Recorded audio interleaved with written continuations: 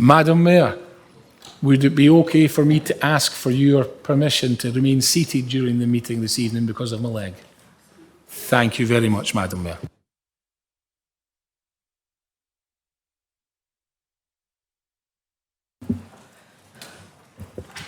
Good afternoon, and thank you for attending this meeting of the Council. Please note that the meeting is being live streamed on the Council's YouTube channel. I welcome members of the press and public who may be viewing this meeting remotely. We now move to the formal business of the meeting. Can we take the notice of convening the meeting as read? Thank you. Do we have any apologies for absence? Yes, Madam Mayor, we have apologies from Councillors Blackburn, Haswell and Thornton and Alderman Forbes, and also Councillors David and Diane Snowden have indicated they may be a little late for the meeting. Thank you. Do we have any further apologies? Thank you, Councillor. Julia Potts, Merton. Thank you. The next item is the minutes of the meeting of the Council held on the 22nd of June 2022. Can we agree the minutes? Agreed. Thank you. Do any members have any interests to declare? Councillor Buick. Thank you, Councillor Buick. Thank you, Madam Mayor. The notice of motion protecting Tyneway and Fire and Rescue Service. I'm an employee of that, so I can just have confirmation I need to leave the room at that point. Yes. Thank you. Thank you.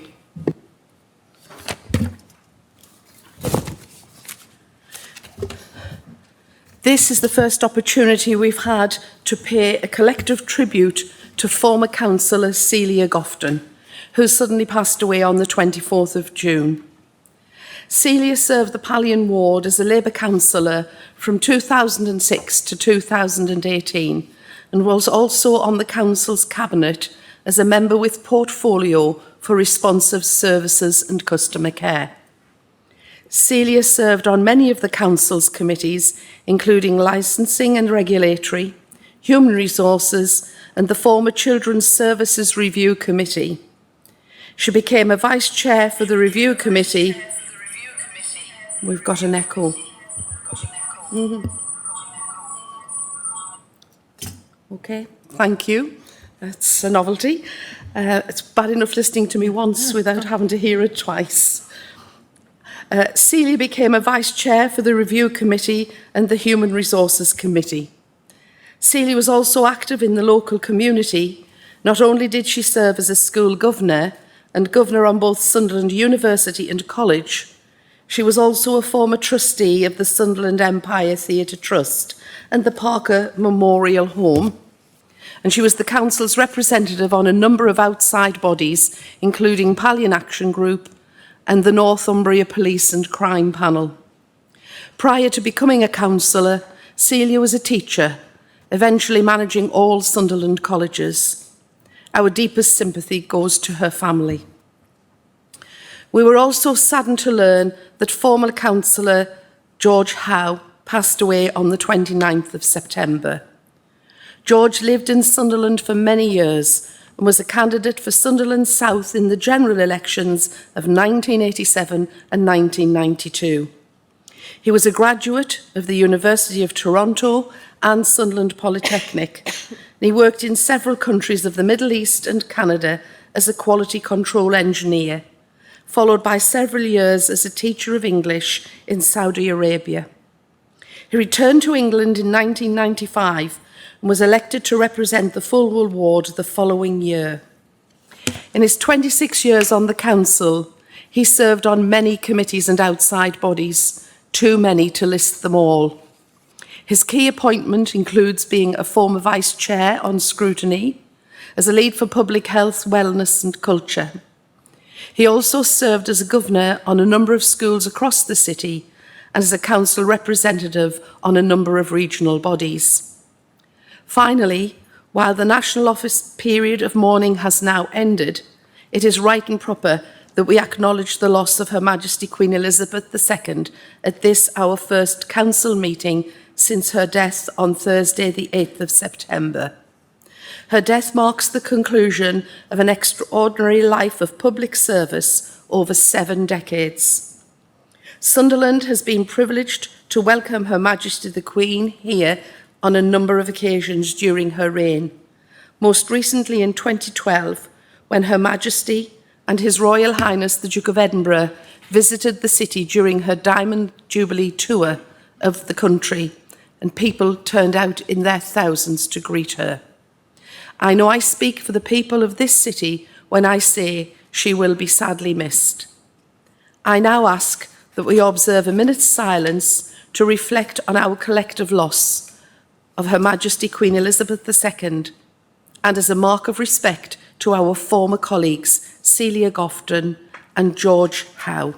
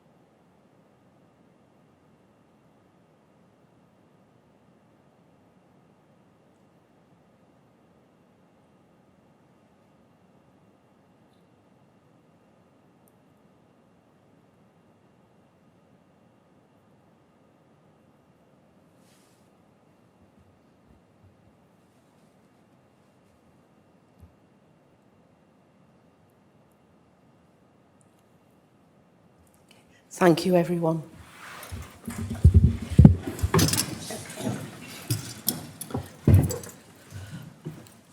I understand that Councillor Kevin Johnson has an award to announce. Thank you. Thank you, Madam Mayor. This award, I'm delighted to say, is for Valiant Close, which was the first council housing project that we brought forward in over 40 years, has just been given national recognition at the Association for Public Service Excellence Awards in the Best Housing Regeneration or New Build Initiative. The scheme that will see a community of bungalows adapted to provide homes for people with physical disabilities, including assistive technology, which will also be supported by the new Valiant Centre, a purpose-built day centre to support people with a range of physical and learning disabilities. So I'd just like to say a special thank you to the housing development team on winning this award, in particular Amanda Gallagher, who drove the project forward with ourselves from the start. And Phase 2 has actually just been completed this month, so people are now starting to move into those bungalows. And again, just fantastic to see how this development is impacting on their lives. So just really a big congratulations to everyone who's been involved with this. And I have the award and the certificate here tonight. Thank you very much.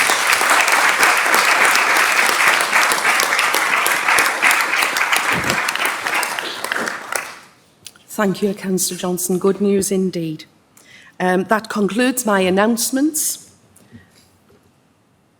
I would now like to invite the Deputy Leader to present an update to Council on the citywide approach to carbon reduction. Deputy Leader. Thank you, Madam Mayor. I'm pleased to update members regarding ongoing progress being made in relation to our carbon neutral goals, and can report that progress has been made across the priority areas set out in the Low Carbon Framework and Action Plan in recent months. In terms of our approach and data, the Council published its updated Low Carbon Action Plan in July 2022. The updated action plan builds upon the work carried out over the last 18 months to improve our knowledge and understanding of data in relation to low carbon issues, and the development of a coordinated approach to tackling this issue across the organisation. It sets out a number of overarching objectives within each of the 7 strategic priority areas identified in the Low Carbon Framework, under which a series of individual actions will be taken forward. The Council disclosed its emissions in its second report to CDP, formerly known as the Carbon Disclosure Project, in July 2022. You may recall that in 2021, Sunderland was one of 95 cities globally and one of 11 in the UK to receive a Grade A leadership status. annual disclosure to CDP reflects the City's commitment to delivering against ambitious targets and provides an opportunity to increase knowledge of Sunderland's relative strengths and weaknesses to continue to inform our climate action. The announcement is expected shortly. We are also currently finalising our second low-carbon annual report. In terms of engagement, Madam Mayor, the Sunderland 60 Legacy Programme was delivered in June 2022 by Common Purpose, a non-profit organisation which delivers leadership programmes in over 200 cities globally. It brought together 18 to 25-year-olds from a range of employers and education providers across the city, including a number of young council employees. As part of an international leadership programme to work on how to make Sunderland a cleaner, greener city for generations to come, a follow-up event was held on the 28th of September to discuss how the group ideas can be taken forward. The Environmental, Green and Sustainable Group, known as the EGS, has held its 4th and 5th meetings. They focused on Sunderland's green spaces and nature and spoke with members of the Low Carbon team and Durham Wildlife Trust in July. And in October, they prepared a youth response to the We Love Cities campaign and are also helping to shape Sunderland's food and nutrition charter mark, silver and gold levels. Young people represented in the EGS group are both the July and October 2030 Shadow Board meetings and joined representatives from schools across the city last week in City Hall when the new climate-friendly school programmes was launched. Over the summer period, the Low Carbon team took part in a range of engagement events to raise awareness in communities across the city around low carbon, sustainable behaviours, Sunderland's newly launched refill scheme and active travel. These included Together for Children's Health and Happiness Week with events at Thompson Park, Hudson Road, Farrington Academy, Hetton Lions Country Park, Southwick Community Primary School and Princess Anne Park, as well as an event for children and young people with special educational needs and disabilities at Balmoral Academy. As one of the finalists for the WWF One City Challenge, following on from our CDP submission last year, the Council was invited to take part in the We Love Cities campaign. We Love Cities is a public engagement campaign that encourages people across the world to express support for sustainable urban development by voting for their favourite shortlisted city, getting involved and posting improvement suggestions. The campaign ran for 6 weeks during September and October and provided a great opportunity to engage with people across the city. In terms of project delivery, Madam Mayor, delivery has continued with the scheme known as Breeze, currently in place to support small and medium-sized businesses with energy efficiency measures that will run until June 2023. Delivery of the LAD2 project, known as HEAT, was completed on the 30th of September 2022. This £2 million project has been council-managed whole house retrofit scheme, improving the energy rating of low-income, low-efficiency households by installing insulation, solar panels and air source heat pumps into many of the 215 assisted properties. Several residents living in homes not connected to the mains gas grid were also helped, reducing fuel poverty and carbon emissions in the process. In addition, work has progressed in partnership with Gen2 to take forward the Social Housing Decarbonisation Fund project, as well as early work on the new Warm Homes Fund project, working with Groundworks, Green Doctors and Citizens Advice Bureau. Additional annual funding has been announced by the Government through DEFRA towards the North East Community Forest, which will support development of a collective forest plan and enable specialist support with project delivery. Further planting will take place in the city this winter, building on more than 16,000 trees across 5 schemes planted in the city to date as part of the North East Community Forest. I can also report that the Council has successfully been awarded £75,000 funding from DEFRA for Local Authority Treescapes Fund. This will provide funding to plant 72 standard-sized trees to replace damaged or diseased trees in urban areas of the city. In terms of waste management, I can confirm that 2 waste education officers and 1 waste enforcement officer are being recruited to the council to help ensure household waste is managed in more environmentally friendly ways. This in addition to the no side waste policy now adopted by the council, meaning that additional bags placed next to the green household waste bins, which we understand was discouraging recycling, are no longer collected as part of the fortnightly service. Actively to continue to act to increase recycling rates across the city will also continue to be developed. EcoFest Sunderland was held on the first weekend in October, with the council working in partnership with the Climate Action North, based at the Business Innovation Centre, as well as the Business Improvement District, also known as BID. It was held at the Museum of Winter Gardens and the Bridges. There were a range of family-friendly activities such as an EcoFest trail, craft activities, and the chance to make climate pledges, as well as information stands on energy efficiency, active travel and local green activities. There was also a pop-up market in the Bridges with local and regional businesses selling a range of sustainable products. And finally, Madam Mayor, I am currently working with a cohort of 20 councillors from across the UK as part of the UK's 100 Climate Leadership Academy, providing opportunities to build and share knowledge and experience across local government in key policy areas including decarbonising homes and buildings, decarbonising transport, financing the transition, nature and adaptation and energy. I hope, Madam Mayor, that this provides a useful and positive update on the work that is ongoing within the Council and with our partners, and we will continue to provide updates to the Council as appropriate going forward. Thank you, Madam Mayor. Thank you, Deputy Leader. Can we note the update from the Deputy Leader? Sorry, Councillor. I have a question on the update, if I may. Certainly, please do.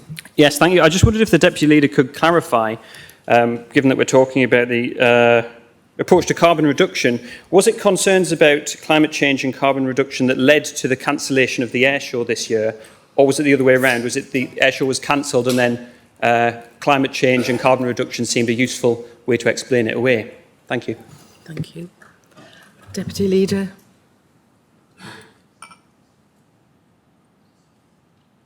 I think it's covered in the report as part of the decision, but I can provide further detail if it's necessary. Okay, thank you. Is that okay? Thank you very much. So can we note the update from the Deputy Leader? Sorry, I didn't see you, Councillor Dixon. Councillor O'Brien. Do you know, I am really confused with you all in the different seats. I know on this side we would love to run the city, but at this stage it's really not feasible at the moment. Really difficult from up here. I've just got a question. Given there was a lack of actual detail on electric vehicles and electric charging points, because that is going to be a massive impact on carbon reduction in the city and actually the entire UK in the whole. Is that, especially in my ward, when you've got council houses and a lot of low-income houses where they don't have the luxury of drives or big wide spaces where they can park outside their homes, is there a plan or a strategy for the council to deal with this? And if so, what is that plan and strategy? Madam Mayor, I'm quite conscious that this is obviously has got a lot of detail about the report. I can obviously assure that that is part of our carbon ambition plan, and that's obviously part of our aspiration. But I would suggest, Madam Mayor, that Councillor O'Brien, if he wants to know more detail about our plans for the city, my door's open for him to come and spend some time with us and ask those very questions that he wishes to raise, rather than kind of taking up the council's time with a specific detail.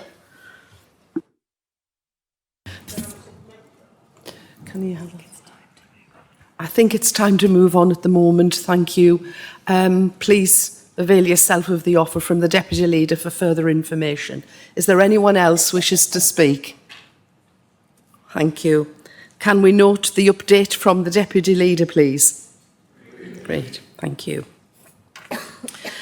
The next item is reception of petitions. Do any members have petitions to present? Councillor Edgeworth, Councillor Mann, Councillor Foster, Councillor Buick,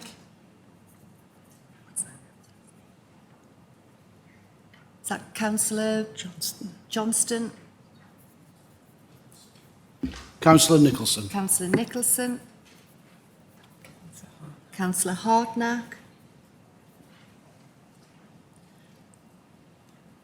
So, Madam Mayor, we have Councillors Edgeworth, Buick, Mann, Foster, Johnston, Nicholson and Hartnack.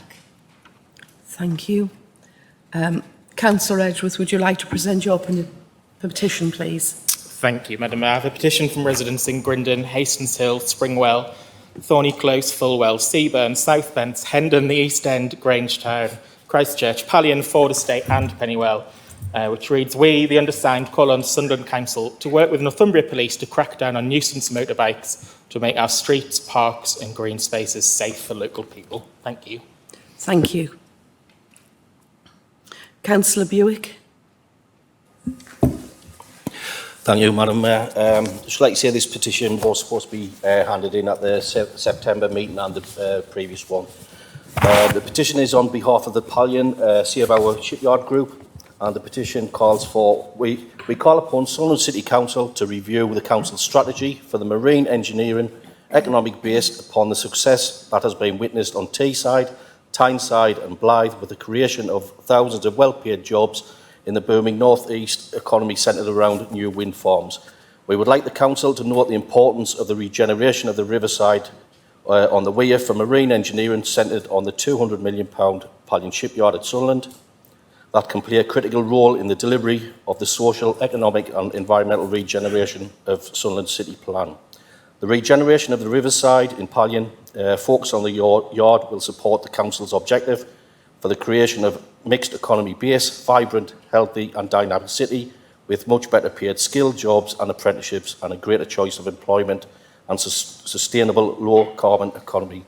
We therefore call upon the Sunderland Council to use the Council's compulsory purchase order powers pursuant to section 226(1) of the Town and Country Planning Act 1990 to facilitate the development of the Pallion Shipyard and associated area into Marine Engineer Centre of Excellence, creating up to 3,000 jobs within 5 years in the North East and Sunderland. Thank you.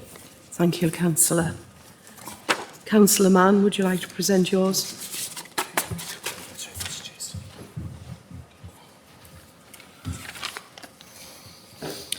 Thank you, Madam. Just a small indulgence, please.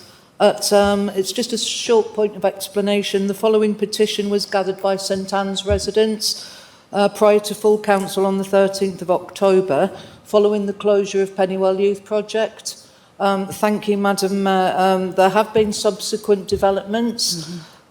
Since this date, we understand that the PYP building is now in the control of St Thomas's Church and the Hope for All charity, of which you are familiar. On consultation with the petitioners, they requested that their petition is still read, as it asks Council for engagement, guidance and support regarding youth provision. Okay. Thank you. Yes. Thank you. I present this petition then on behalf of 302 residents of St Anne's Ward, City of Sunderland, regarding youth provision in the area of Pennywell. We, the undersigned 302 residents of Pennywell and the surrounding area, petition Sunderland Council regarding youth provision in our area.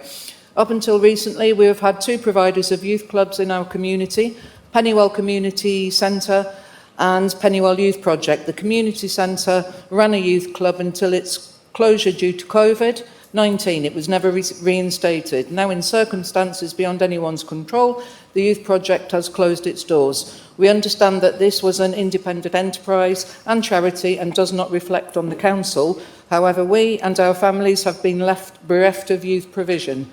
PYP ran various clubs for children between the ages of 8 to 16. It was also a community hub providing educational courses, a community shop and cafe, and is already a huge miss. We acknowledge that other youth providers are stepping in to help in the interim. However, we ask that Council can arrange with our group, engage with our group and assist us in any way possible to provide support for our families, an alternate venue or funding to allow clubs to continue. Thank you, Madam Mayor. Thank you, Councillor Mann. Councillor Foster, would you like to present yours?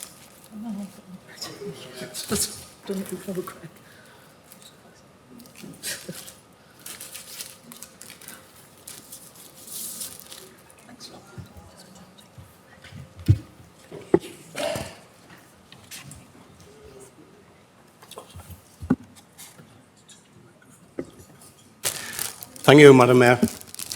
Madam Mayor, Castletown is an old pit village, and Ethel Terrace in Castletown is the main street that goes through. Now, due to the success of our new road structure of 1231 going over the new bridge, and our fantastic football team, when the traffic's coming out, they're all using this as a rat run, Madam Mayor. So 178 angry residents want to know if maybe highways can come out and have a look at proposed car park and traffic measures, Madam Mayor. Thank you. Thank you, Councillor.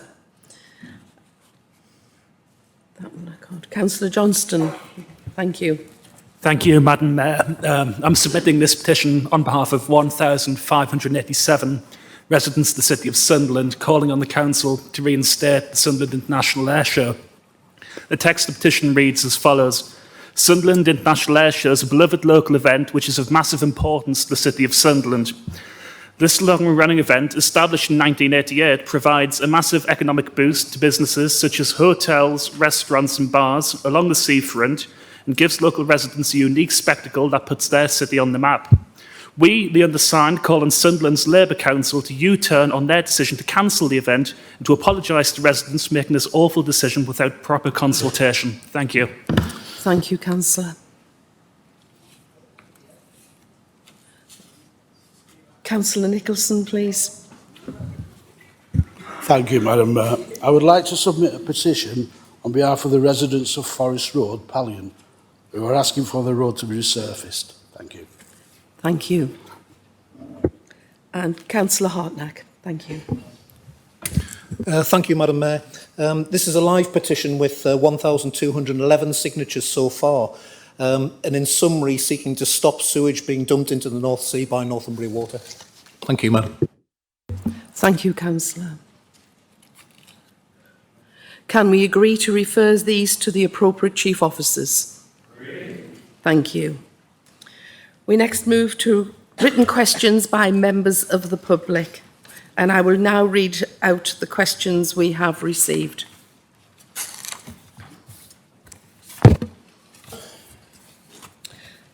The first question is from Kevin Clark regarding assistance in winter months.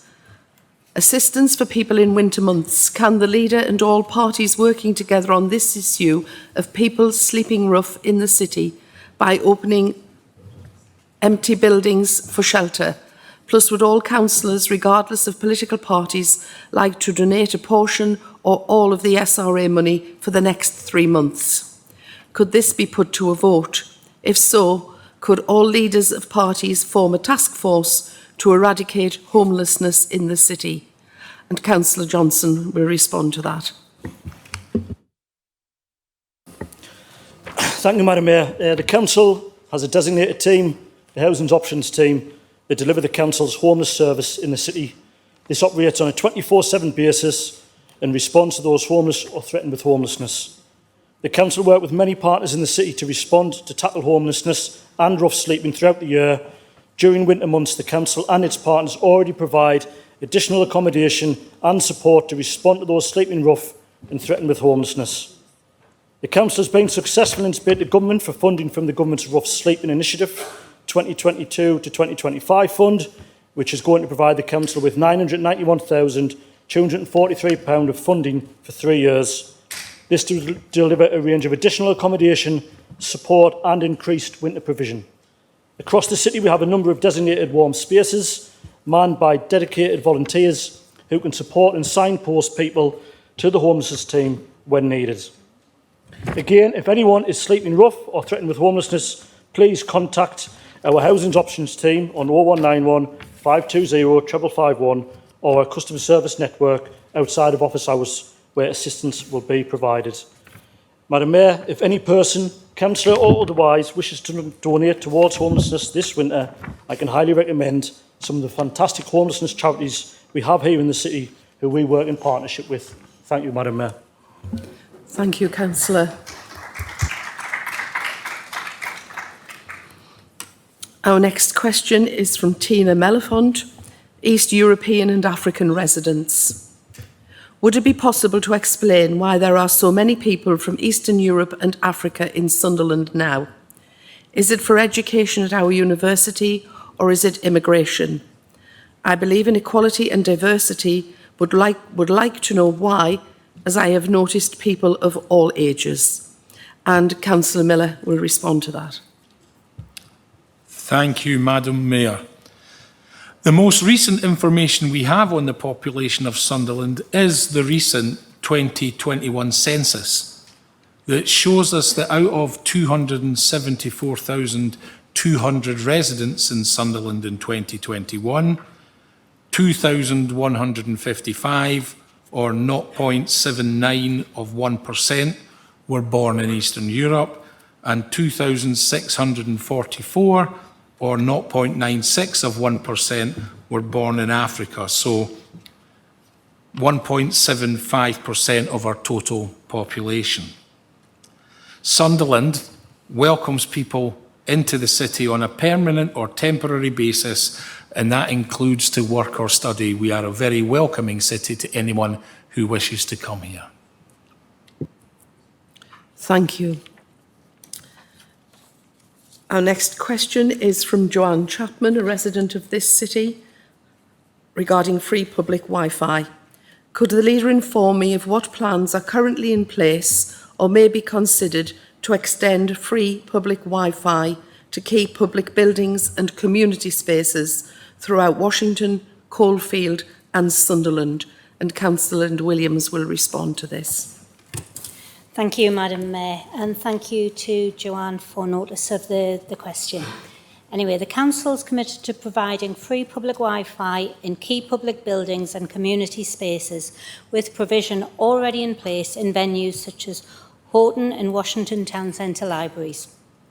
Opportunities are constantly being sought to extend this provision through government funding bids and initiatives, refurbishment and upgrade programmes, private sector funding opportunities, social value commitments secured when awarding contracts, and by taking advantage of initiatives offered from time to time by the main operators. So it's all about keeping an eye out for what's there and be able to use the funding we have that's boosted up by other partners. So the Council's ultra-fast Wi-Fi service will shortly be extended to cover an area of 4.3 kilometres squared within the city centre and along the seafront at Roker, including Roker Park, and will be implemented as part of the redevelopment of Thompson Park and Seaburn Park. So when you're out playing in those areas, you'll be able to use your Wi-Fi. Thank you. Thank you. We now move on to questions from members of the Council. Councillor Foster, you have a question. I do, Madam Mayor, thank you. Could the leader update members on our joint working with anchor institutions and local employers to make Sunderland a real living wage city? Thank you, Madam Mayor. Thank you.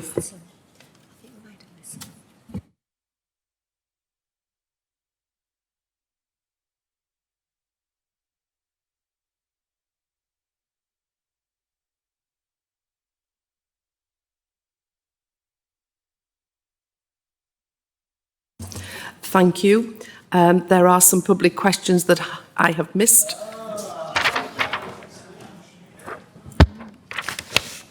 I didn't look on the reverse. So if you don't mind, Councillor Foster, we will go back to that and come back to your question. Thank you very much. We have a question from the resident of this city, Richard Bradley. Sunderland City Council has some admirable trials in their Let's Talk Weeds initiative. However, according to their own figures, total glyphosate use across the city has risen from 850 litres per annum to 2,400 litres in the last 3 years. Will the Council commit to reducing this for the remainder of the trial, and by how much? Councillor Rowntree, I believe you're answering this. Thank you, Madam Mayor. In March 2021, full Council passed a motion agreeing to produce an action plan on the elimination of the use of herbicides in weed killing and produce a wider strategy for biodiversity in the city. Since March 2021, we have reduced the use of glyphosate and tested alternative methods of controlling weeds on a variety of land types.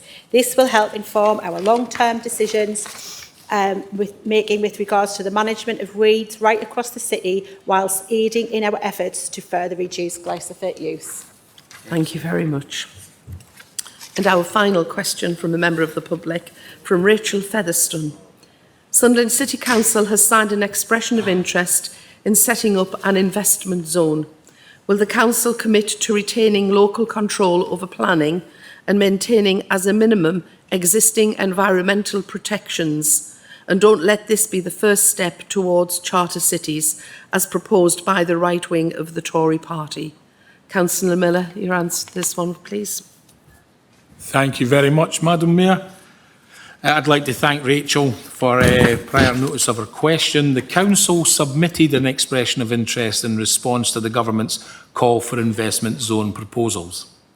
This sought to attract government support into the city to help stimulate economic growth. No further information has been received from Government at this stage in relation to the proposed investment zone policy.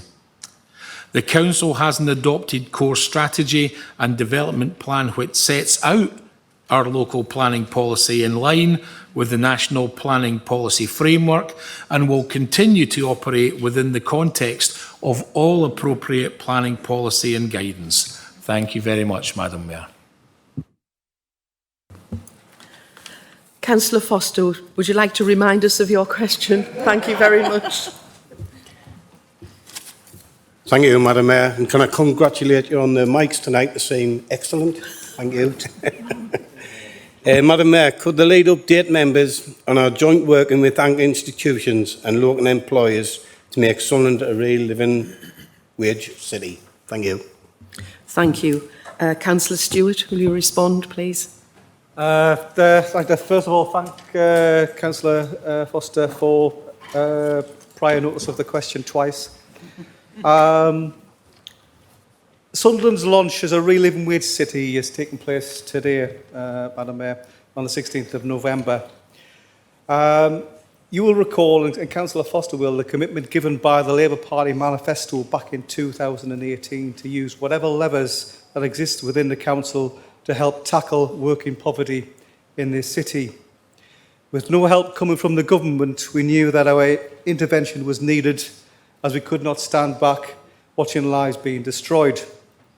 This commitment was eventually developed into our community wealth building strategy, approved by Cabinet back in April 2020, and quickly followed in July 2020 when Sunderland Council was officially accredited as a real living wage employer, allowing us to use our procurement procedures to ensure staff working for successful employers winning contracts also needed to pay their staff the real living wage. While as a council we have already changed many lives through our actions, you can achieve far more by working together with other employers with the same commitment.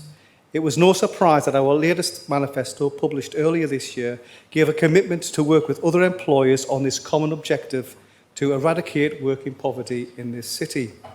Through the support of other local accredited real living wage employers, Citizens UK and the Real Living Wage Foundation, we jointly set up a steering group to look at the feasibility of achieving real living wage city status.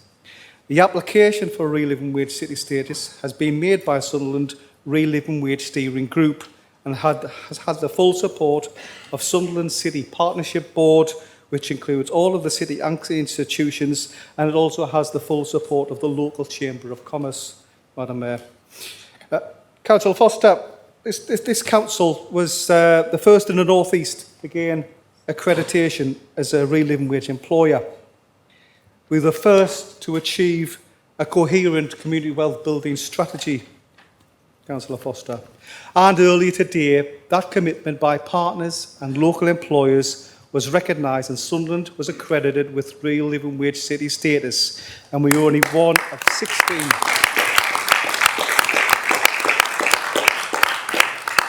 We are the only one of 16 areas in the UK with that status, and yes, once again, we are the first in the North East.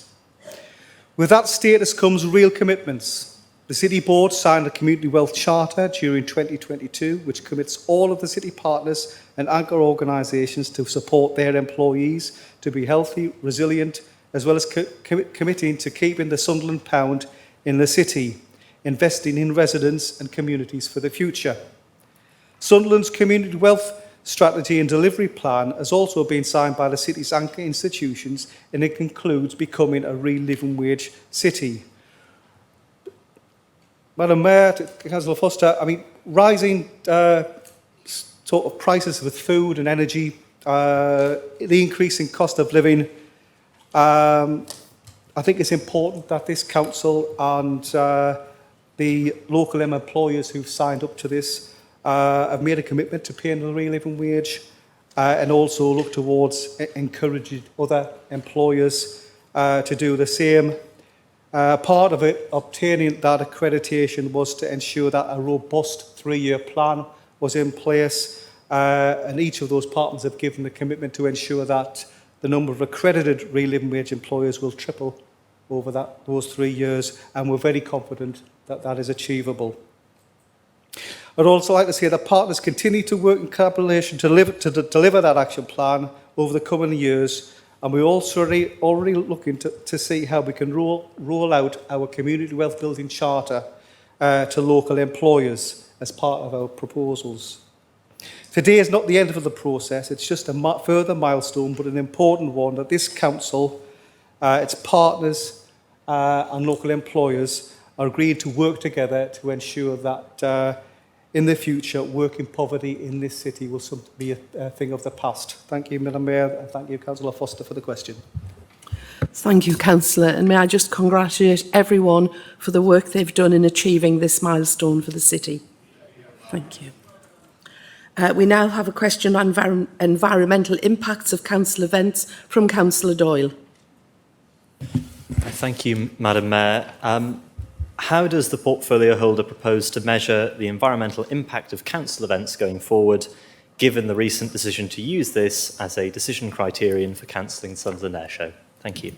Thank you. Councillor Miller, can I ask you to respond? Thank you, Madam Mayor. The Council is committed to carbon reduction targets, both as an organisation and for the city as a whole. As part of the work under the Council's action plan in relation to our policies and practices, we seek to reduce the environmental impact of events led by the Council. As purchased goods and services, these are known as Scope 3 emissions, and we are continuing to build up our Scope 3 data on an ongoing basis. Across the organisation, we will be working to embed low-carbon considerations within the procurement process and into the decision-making regarding programmes and projects. And this will equally apply to events as to other areas of service delivery. I have to say, this side of the chamber is absolutely committed to our carbon reduction targets. Sometimes I wonder whether it's reciprocated across there. And I don't need near across there, I mean far across there. If we're going to hit the targets we've set for 2030 to be a council that is carbon neutral and to hit city carbon neutrality as quickly as possible, but by no later than 2040 ideally, everything that we do has to be given consideration. In closing, Madam Mayor, I would have thought that Councillor Doyle would have royally welcomed the cancellation of the Sunderland Air Show, since for the last decade at least, his party have pushed for it at every budget meeting prior to full council to cancel the Sunderland Air Show. And the sadly departed Councillor Howe always made an impassioned speech that it was a waste of money, it cost us money, and it blighted the lives of residents of St Peter's and Fulwell. So having green credentials as part of the decision-making process on what we do with any event, I would have thought would have been warmly welcomed, colleagues. Thank you, Madam Mayor. Thank you. Supplementary, Madam Mayor. Sorry, who did Supplementary question, sorry. Yes, thank you. Thank you, Madam Mayor. I'm grateful to the leader for his response. I would just clarify on the point about the deletion of airshow funding that was based on a biennial funding model whereby every other year we thought that the air show should sustain itself financially. So maybe pay a bit more attention to our speeches at budget meetings in future. Could the leader please quantify the carbon or environmental impact of the air show as assessed as part of his decision to cancel it going forward? Just clarity on what the quantum of the impact was, please. Thank you. Councillor Doyle, through you, Madam Mayor. First of all, what you said there at the start wasn't factually correct. At the very last budget assessment, you changed it to biannual. Prior to that, it was every year. I've got a longer memory than you, and I've been a councillor longer than you. Please take that as the position. Regarding the air show, last air show that we held, the planes that flew here collectively flew in excess of 25,500 kilometres, all of which basically pumping CO2 and emissions into the atmosphere. Now, that's the data that we've received. I think that's quite a substantial carbon footprint, and it has to be taken into consideration. If you want a full explanation of how this is all going to be done, you could attend the shadow board which we hold, which is looking at our green credentials going forward with our young people. And at the end of the day, it would be nice to see opposition councillors there, because I keep on thinking they're not there. They are invited, they have members that are on that board. Secondly, I'm more than happy for you to discuss directly with Catherine Auld, the officer who's leading on this, and she'll take you through emission types 1, 2 and 3 to show you how we arrive at these decisions. Thank you, Madam Mayor. Thank you. Okay, we now have a question from Councillor Hodson on international students in Sunderland. We do. Thank you, Mayor Sunderland. Thank you.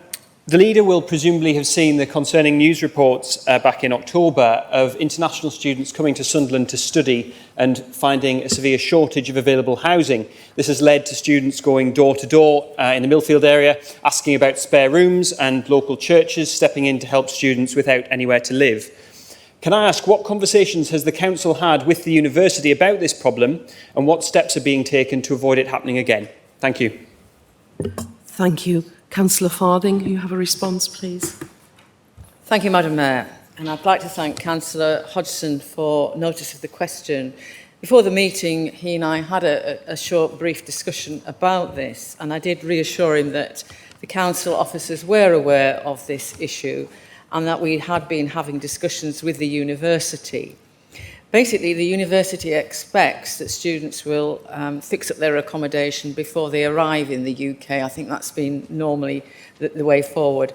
But I understand that the university are working to resolve the problem, and officers across all of our directorates are continuing to meet with the university staff to raise ongoing issues and to support them in pulling together both a guide for international students covering housing, access to health, etc., and a pre-deployment webinar so future cohorts are clear about the support students can and can't access when they arrive. Meetings are planned at approximately 6 weekly intervals. We will continue to work with the university and wider partners to ensure the same issues do not arise next year. Thank you. Thank you. Our next question is on domestic abuse of Councillor Butler. Thank you, Madam Mayor. Could the leader update members on what impact COVID and the current cost of living crisis is having on domestic abuse cases in Sunderland, and what we are doing to address this concern? How confident are we that our support meets the needs of our most vulnerable survivors, including those with protected characteristics, as well as those experiencing wider inequalities? Thank you, Madam Mayor. Thank you. Can I invite Councillor Checker to respond, please? Thank you, Madam Mayor, and I'd like to thank Councillor Butler for raising this extremely important question. Domestic abuse is a blight on our society, and Sunderland has the highest levels of domestic abuse in the Northumbria police area. It can affect anyone and can create significant short and long-term health and socio-economic impacts. Exposure to domestic abuse has a significant impact on children, including attachment issues, problems with their own mental health and poor educational outcomes, which lead to wider problems in adulthood. Nationally, there is evidence to suggest that the cost of living is affecting both the profile and the experience of domestic abuse, and is predicted to impact on increased levels of domestic abuse and associated costs across all public services.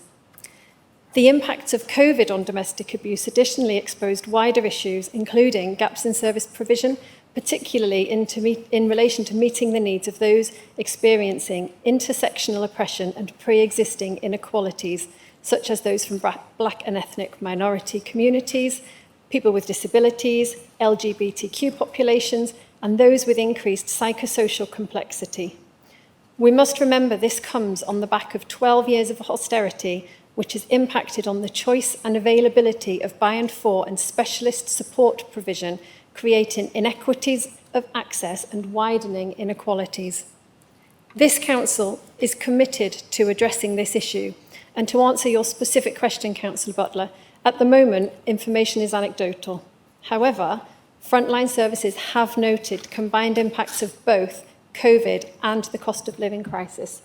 These include women entering refuge with debt and rent arrears, making resettlement more challenging, increased problems with move on from supported accommodation or refuge due to a lack of affordability in independent living, money worries for women in abusive relationships that make leaving the relationship a much more difficult decision, an increase in referrals for women with a complexity of unmet needs and harmful coping strategies such as gambling, substance misuse, suicide ideation and self-harming behaviours.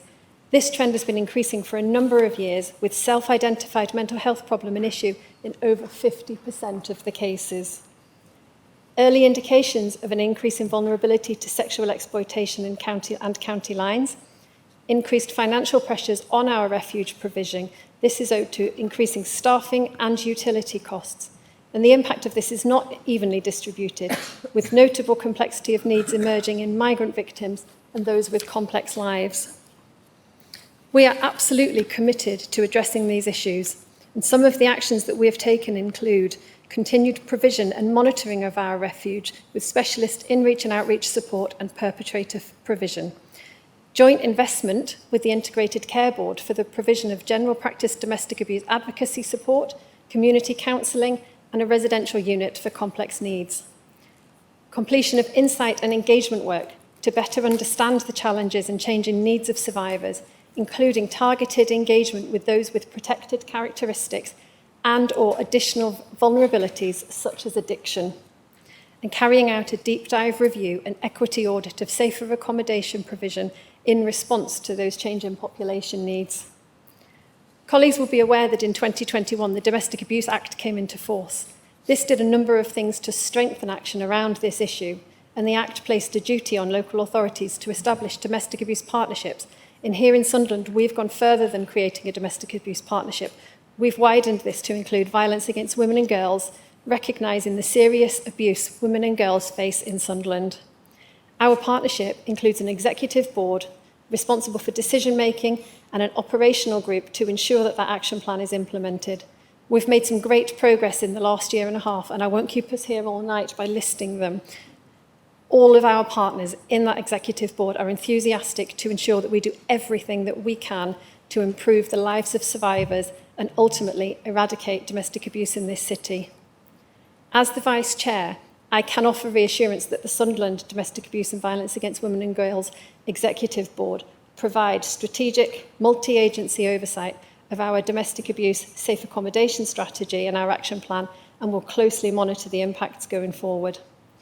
In addition, next week, the Sunderland Safeguarding Children's Partnership and the Sunderland Safeguarding Adults Board are jointly running a Safeguarding Learning Week. I have emailed all councillors with details of this, and I would highly encourage people to have a look and attend any sessions that you can. The final day, on the 25th of November, next Friday, is focused on domestic abuse, with a range of training and learning opportunities. As part of this, the Survivor Forum will be delivering a session detailing their lived experiences and helping professionals to understand how services can be improved. I have no doubt that this will be a hard-hitting insight from the voice of survivors. This session coincides with White Ribbon Day and the International Day for the Eradication of Violence Against Women and Girls. Marking this day is the reason that you've all been requested to wear the white ribbon today, and I would encourage all colleagues in the chamber to attend that session. We must do all we can to rid our city of domestic abuse. One thing is very clear, and that is that this is not just an issue for one service or one team. We all have a part to play in raising awareness and providing support where we know domestic abuse is happening. Thank you, Madam Mayor. Thank you very much, Councillor.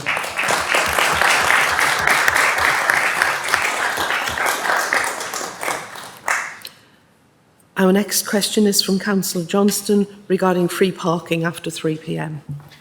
Can the portfolio holder explain why parking is free in the city centre after 3 p.m, but not along the seafront, given that businesses here would also benefit from this support? Councillor Johnson, will you respond? Thank you. Thank you, Madam Mayor. In 2021, as a result of the COVID pandemic, a review of parking charges in the city centre determined what could be revised in the short term to support the local economy due to the crisis. I'm pleased to report this short-term intervention is now part of a wider review of how we manage parking, and also Councillor Johnson pleased to know this includes the city centre and our coastline. The review will report in the new year with any changes to parking charges beginning in the new financial year. Thank you, Madam Mayor. Thank you. Councillor Fagan, I call you next. Inspirational Women of Sunderland. Thank you, Madam Mayor. The Council's Sunderland 30 Years as a City campaign a list of 30 people who shaped our great city, but it only contained 2 women. Why doesn't the Council recognise and celebrate more women who have shaped Sunderland? I just wanted to add that when I submitted this question, there was only 2 on the list. Since I've submitted the question, I've had it confirmed by a council officer that there's now 8 on the list, which is good news. But I guess the second half of the question still stands, that 8 out of 30. Why doesn't the council recognise and celebrate more women who have shaped Sunderland? Thank you. Thank you. I call on Councillor Roundtree to answer that, please. Thank you, Madam Mayor. The Sunderland's 30 campaign involved the work of lots of collective partners and organisations who expressed the wish to mark this anniversary for the city, which included a celebratory video played at the Sunderland home match against Cardiff. This particular feature was one of a series of 30 things, which also included 30 things to celebrate in Sunderland's time as a city, 30 years on, the story behind the bid, 30 great places to visit, eat and drink, and 30 interesting facts. The features were also documented on the My Sunderland website. And as Councillor Fagan alluded to, the finalist included 8 women, including Dame Irene Lucas-Hayes, Emily Sanday, Florence Collard and Ellen Bell, MBE. I can assure you that the Council does and will continue to recognise the contribution of women in our city. For example, in March each year we take a city-wide celebration of International Women's Day, which we celebrate with our staff and residents. This year's theme of Break the Bias featured our senior officers Jill Colbert and Liz St Louis alongside Tony Rhodes, Principal at Sunderland College, and their inspirational young female students. And included in the report from Cabinet under item 10 in this evening's agenda, Council has recommended to agree to confer the honorary freedom of the city of 3 individuals, 2 of whom are women, Jill Scott MBE and Steph Houghton MBE, to do exactly what this question is about, which is to recognise and celebrate the achievements and contribution of the women of our city. But I completely agree with Councillor Fagan's sentiment in this question that we must do more. And I'm sure as women in office, all of us in this chamber can empower and respect each other, as well as working together to ensure the fair and just representation and acknowledgement of women's achievements in our city. Thank you, Madam Mayor. Thank you.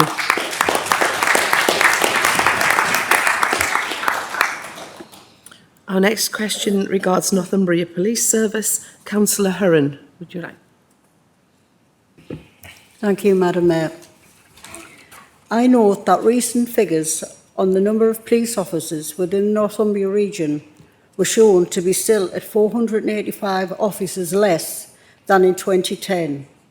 Due to the ongoing severe funding cuts introduced by this government, could the leader inform how many additional officers in Sunderland could receive if the government fully funded Northumbria Police Service, and how could they support our local communities? Thank you, Councillor. Leader, would you respond, please? Thank you, Madam Mayor, and thank you, Councillor Heron, for prior knowledge of the question.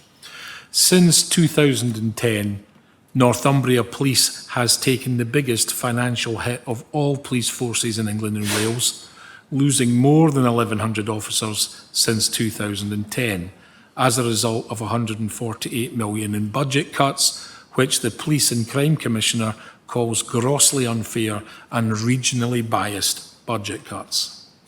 As you have highlighted, the government owes Northumbria Police another 485 officers. However, it would appear that ministers are refusing to hand over the funds to enable this recruitment to occur. Under legislation, operational policing decisions concerning resourcing and deployment actually fall under the remit of the Chief Constable and not the Police and Crime Commissioner.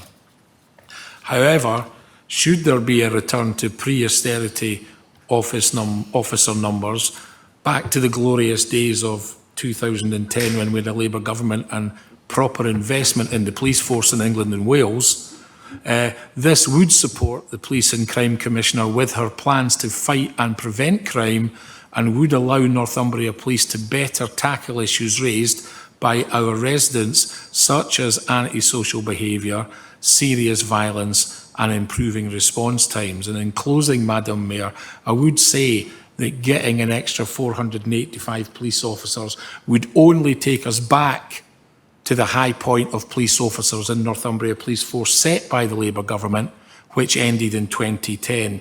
Just think what we could have done over the last 12 years had we not had a Conservative government destroying our economy and imposing austerity after austerity on police forces, fire authorities and the local authorities, the length and breadth of the country. Thank you, Madam Mayor. Thank you, Leader.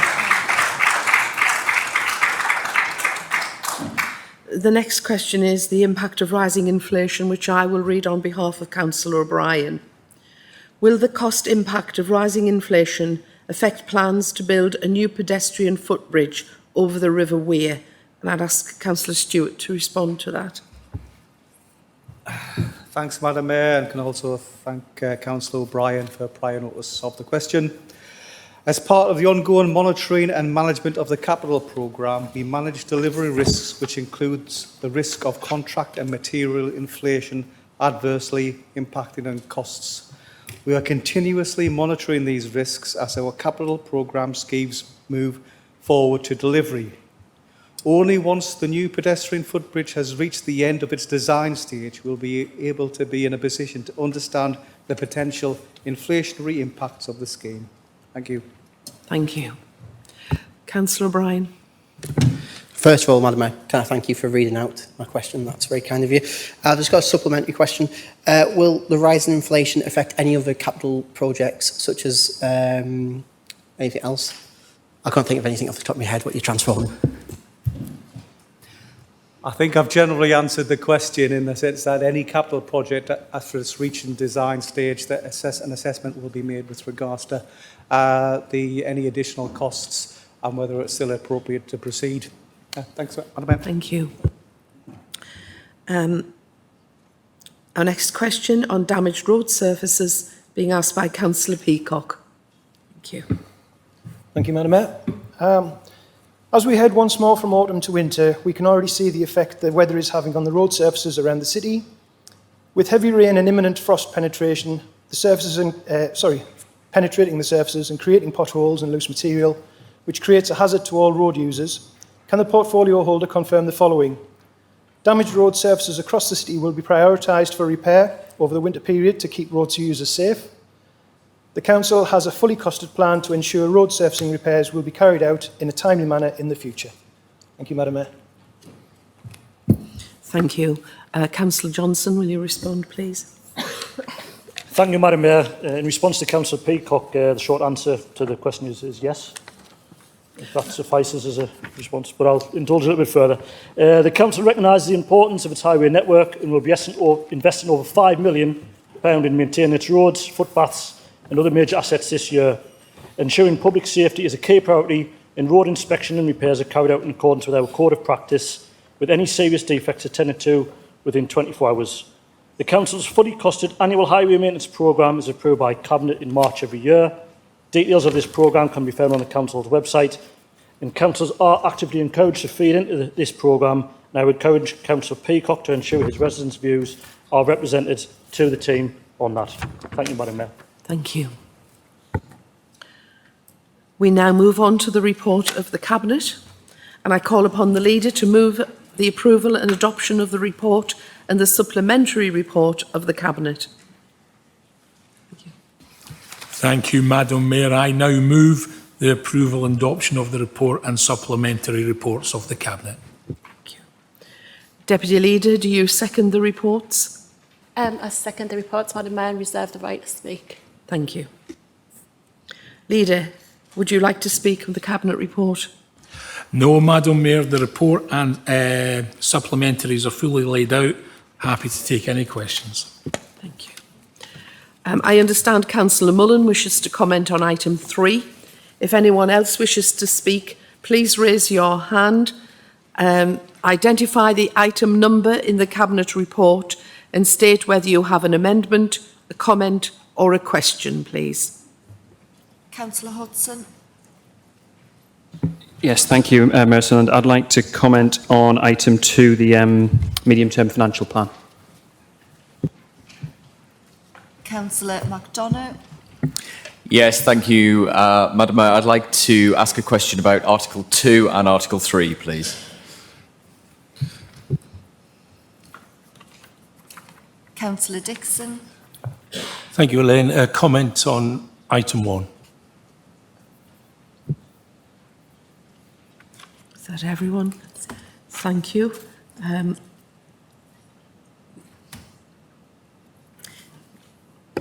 So, Madam Mayor, if we take them in order of item numbers, Okay. the first speaker will be Councillor Dixon on item 1. On item 2, we have Councillor Hodson and Councillor MacDonough. And on item 3, Councillor Mullen and Councillor MacDonough. Thank you very much. Councillor Dixon, please. Thank you, Madam Mayor. And the esteem I hold you with will forgive you for thinking I was Councillor O'Brien. Thank you. An obvious mistake. He's 40 years younger, so maybe it was a compliment. Yeah, I would like to just comment on behalf of the Conservative group on the freedom of the city. And naturally, we will be supporting this. If you look at the background on page 28 on the freedom of the city that was conferred last year, I worked closely with Councillor Miller on that to not only include the first teamers who won the Cup in '73, but also the squad players. And Councillor Miller and myself, I think, did a decent job there with your support to make these awards. And this is a continuation of the close link between football and the council, the football club and the council, and we are very, very pleased to support it. Commenting on Steph Houghton and Jill Scott, clearly the women's game has come on leaps and bounds in the last few years, really very, very quickly indeed. You can see it on websites, on the television, and we have two people here who will richly deserve the award that I'm sure that you will agree to give them. As for Gary Bennett, this is a very interesting one and one I fully support. There's a lot of Sunderland supporters actually would have given him the freedom of the city for a tackle he made on David Speedy, a feisty, dare one say, Scottish international who he impaled almost on the clock stand metal bars. And you can have a look at that on YouTube if you wish. Speedy is spelt IE on the end. But Gary Bennett, it's all written down here what he's achieved. And I'd like to add one more little thing that Gary Bennett's been he's employed by the BBC, I understand that, but what he does do, he brings football into the homes of a lot of people, and I had a very elderly relative who used to listen to him every match, and there's people who can't get out the house, can't afford to go to the matches, and Gary Bennett has brought the match into their living rooms, and I think that is something probably we'll mention if this is agreed. So happy to support Madam Mayor, and I think it's a continuation of some excellent ideas in the last few years. Thank you. Thank you.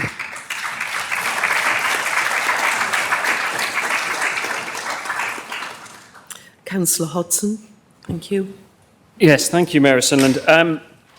Looking at the medium-term financial plan, obviously is particularly alarming at the moment. I think all of us are worried about the rising inflation, the cost of living crisis. However, since this report has been published, there has been an announcement from the Chancellor of the Exchequer, the current Chancellor of the Exchequer. Be changed tomorrow. I'm not going to say his name because I don't trust myself to pronounce it correctly.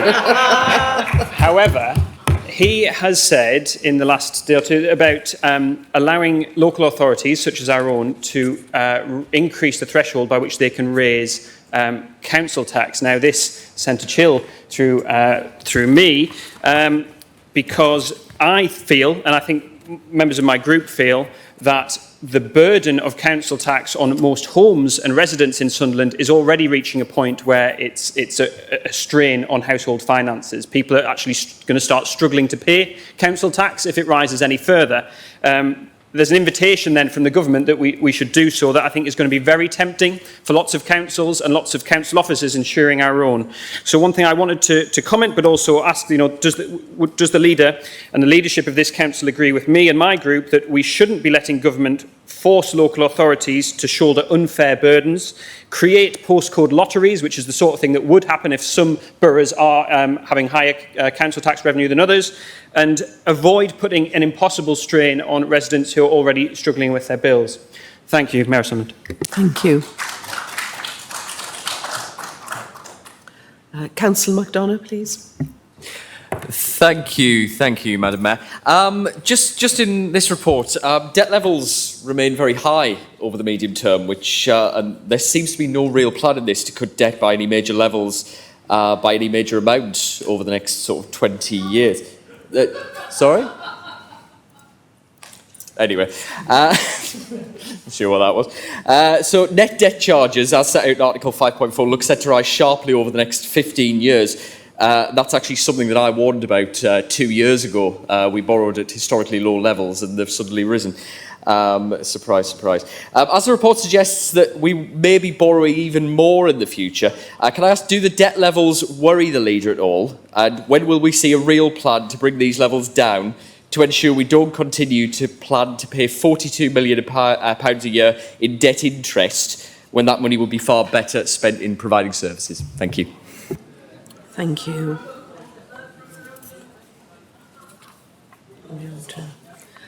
Councillor Mullen, please. Thank you very much, Madam Mayor. Item 3 is, I think, the most exciting thing that has ever happened in my time on the council, and all other political nerds will also relish the opportunity to talk about geographic boundaries and the number of residents within them. I do want to ask the leader for 2 commitments. First of all, can he or the members of his group who will focus on the group agree that the first meeting of the Working Commission should be in person and not on Teams? I think Teams is fine thereafter, but I think to establish the trust and rapport that we will need for the group to work, we should be in person on the first occasion. And maybe more controversially, can I ask for a commitment that the group will achieve consensus when the Chief Executive is authorised to speak on behalf of the Council, not just when there is a majority Labour group opinion. So what I'm saying here is that we shouldn't offer the view of the Council when it's actually just the view of one political group. And I'm sure he would agree that that should work in the opposite direction as well. If the Conservative group or the Liberal Democrats have an opinion, it shouldn't be reported upon as the Council's official institutional view. If there isn't agreement across party, I'm sure if we work together we will get to that position, but if we don't, nothing should be reported on as an official Council opinion. Thank you. Councillor McDonough? Yes, thank you, Madam Mayor. Just a little bit of clarity on why the cross-party working group has actually been established. I've actually gone through 2 boundary reviews in York and Birmingham, and these were not necessary in those reviews. Just a little bit of clarity on that. Just want to ensure that it will be a truly independent review. I'm sure, of course, it will. Thank you. Deputy Leader, do you wish to speak? Thank you. Leader, do you wish to exercise your right to reply? I suppose it would be rude not to, Madam Mayor. Thank you very much, colleagues, for comments and questions, all of which are sensible pertaining to the Cabinet report. I'll go through them item by item. I just wish Councillor Dixon I'd seen that tackle. But I didn't live here then. I'm gently making that point. But yes, at the end of the day, supporting people who've been great for the city in a variety of areas is what ultimately is one of the joys of being a councillor, I think. And the 3 people coming forward for the freedom are fully deserved. And I know there's full cross-party support for all of that. If we move on to the comments and questions raised about the capital strategy, which was item 2, council tax thresholds, Councillor Hodgson, I would like to think you'd noticed that this Labour group has fought vehemently against this government for 12 years to stop them putting pressure on councils to raise council tax, since they won't give us enough designated support grant to pay for services. And that we have raised council tax by the bare minimum in that period to enable us to pay for services that our residents need. So we will continue to pressure government. I personally do not agree with the government thinking that they can get rid of a problem by just opening the floodgates on you can charge what you like for council tax, because that is terrible. And there will, if that actually does happen, I can see all sorts of problems for residents the length and breadth of the country caused by that. And I'm not expecting it to happen here. Is that fair enough comment? Councillor McDonough, honestly, if you've got any issues with our debt levels, why have you not asked Councillor Wood, who sits on audit and governance, who have given us a clean bill of health on our debt levels? This is where this report comes from, to ask if senior officers, the Chief Finance Officer, Paul Wilson, has any concerns that he's not put in that report. Because currently, our finances are secure, stable, and appropriate to our circumstances. Audit and governance clearly agree that. The report is here tonight. Once again, Dominic, do you ever talk to your group? Because the answer is within your group. And the answer is we are where we are on our debt levels, and we do not foresee that giving us any problems in the short or medium term. As Councillor Stewart pointed out earlier regarding the questions on will this impact on capital projects, because the cost of those projects may have gone up because of Trussonomics and Kamikaze Kwarteng crashing the economy and chucking an extra 35 billion onto our debt payments, which we're all going to start paying back tomorrow. Maybe you should ask your own Chancellor.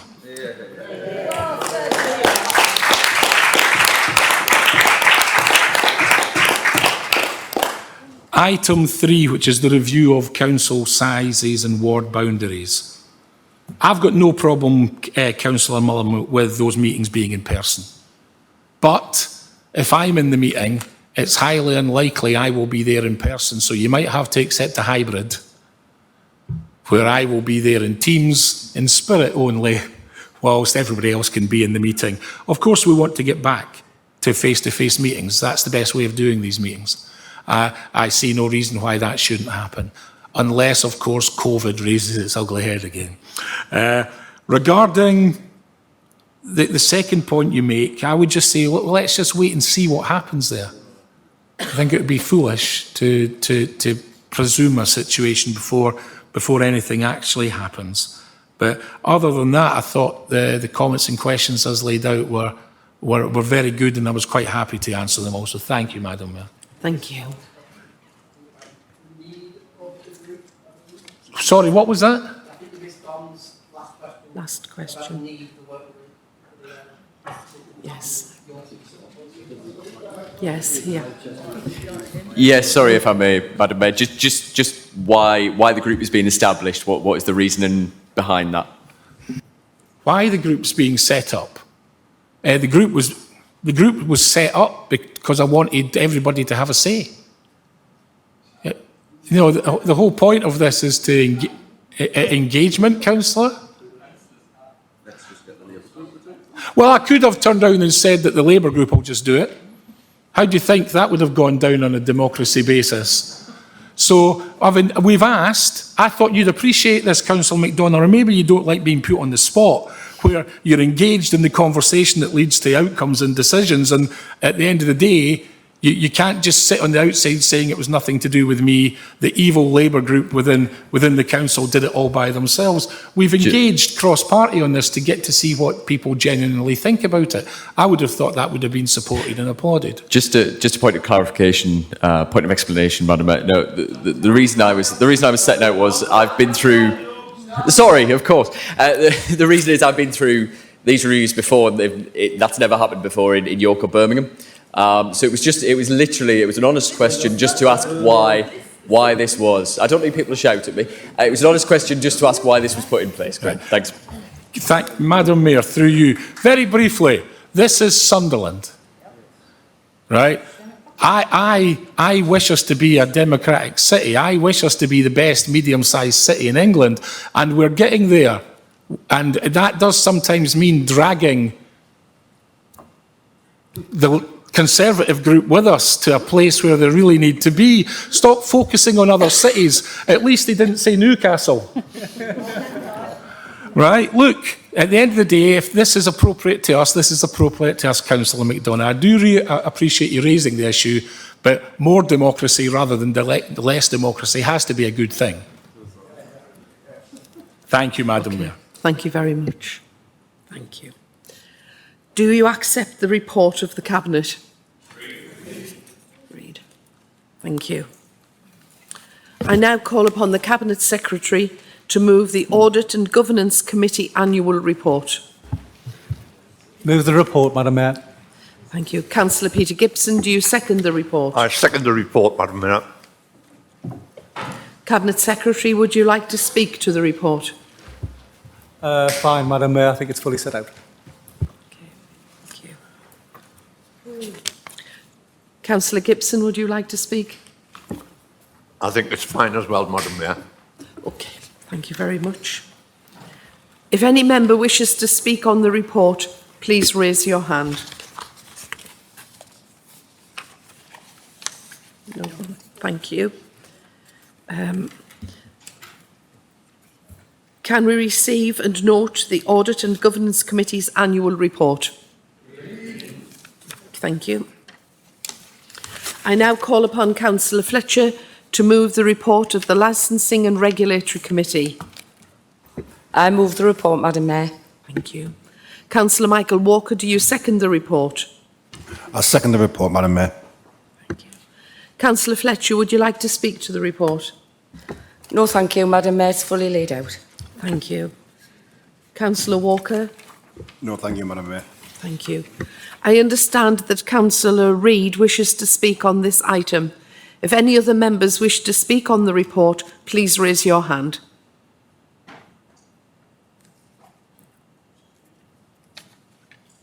Okay, go ahead. Thank you, Councillor Reid. Thank you, Madam Mayor. I'd just like to talk quite briefly about this, because although I don't sit on the Licensing and Regulatory Committee, I do sit on Economic Prosperity, and I'd like to I think myself, certainly Councillor Dixon and Councillor Ali, as members on there, would like to sort of thank the hard work that was put into this, because looking at it, it's a very thorough report, and it sort of codifies everything that the council is doing in terms of licensed taxi drivers and Hackney carriage drivers. It covered several things which was certainly new to me in terms of what the council has powers over and regulations and things like that. Tinted windows, CCTV and cameras, DBS checks.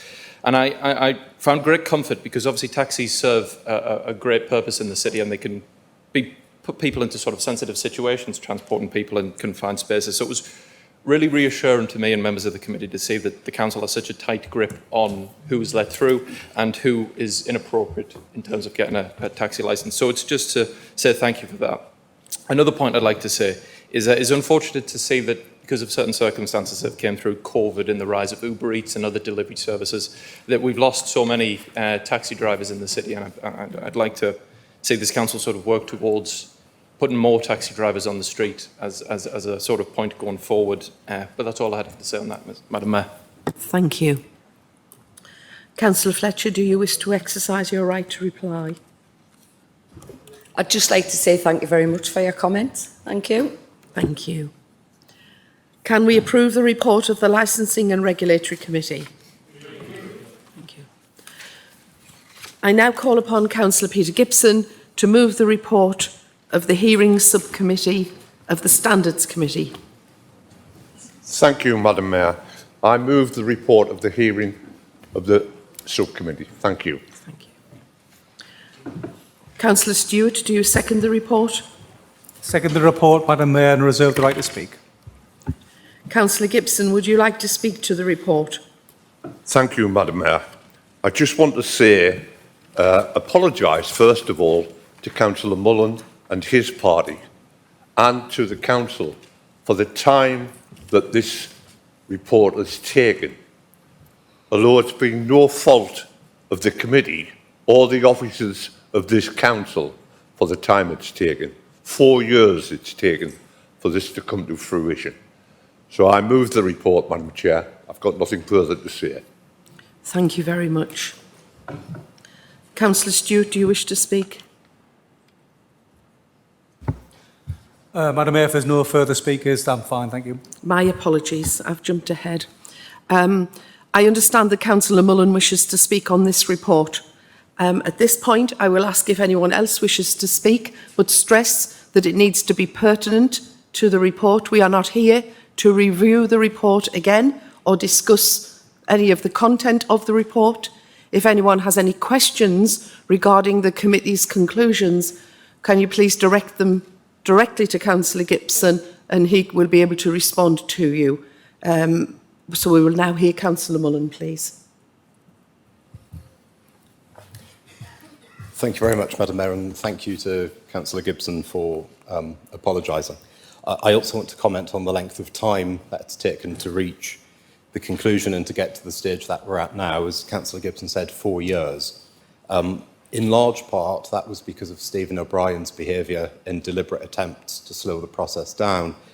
But it was also because during the process of gathering evidence, the legal firm that was used lost all of the audio interviews and therefore the transcripts.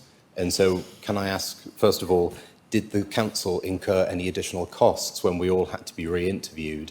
I would hope that the answer is no, but if we were, can we seek to get that money back? Second of all, I'd like to comment on why this was necessary and the impact of it. For those who aren't aware, what happened was Stephen O'Brien posted a lie on Twitter about Bob Francis, claiming that he had claimed a second special responsibility allowance, despite having claimed one himself to be the deputy leader of a group of just 2 people.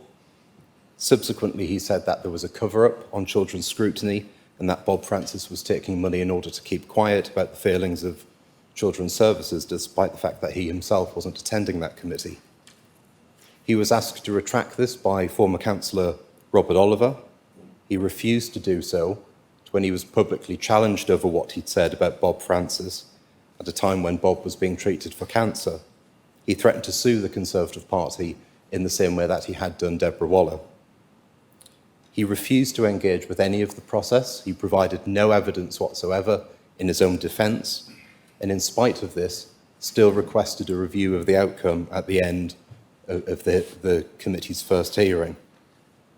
He got that and was found guilty for a second time. And even now, in spite of all of this, over the last 4 years, I think more than anybody else, he's the person who sits in the chamber and shouts shame at other people. I think there is a real failure within the Lib Dem group to get a hold of Stephen's behaviour. It does not reflect well on what a councillor should be. And this should have been, I think, a warning that he had to be stopped. I think I'm right in saying this is his second standards complaint that has been upheld. It was an opportunity over a 4-year window to get a grip, and I'm afraid that that simply hasn't happened. Thank you, Councillor Mullen.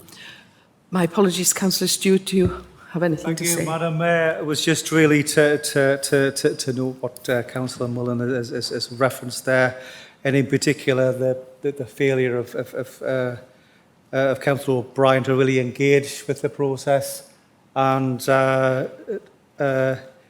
his actions to ensure that that process took as long as it did. And I think Councillor Mullen's made a valid point there with regards to what additional costs were placed on this council with regards to Councillor O'Brien's actions to lengthen that process out right to the end, while at the same time refusing to engage. So perhaps if we can get those costs, it might be interesting for all of us to have that information, Councillor Mullen. Thank you. Thank you. Councillor Gibson, do you wish to exercise your right to reply? Madam Mayor. Thank you. And I wish to thank Councillor Mullen for his comments he's made. He's entirely right. The length of this procedure has been extended by Councillor O'Brien not attending. He's been asked to come along to those meetings on several occasions for every meeting, and he's refused to attend. As far as the expense is asked about, I shall certainly make it my business to find out if we've had any expense through the information being lost, Councillor Mullen, and I'll come back to you on that. Thank you. Thank you, Councillor Gibson. Can we receive and note the report of the Hearing Subcommittee of the Standards Committee? Thank you. Next is a report on action on petitions. Does any member wish to comment on this report?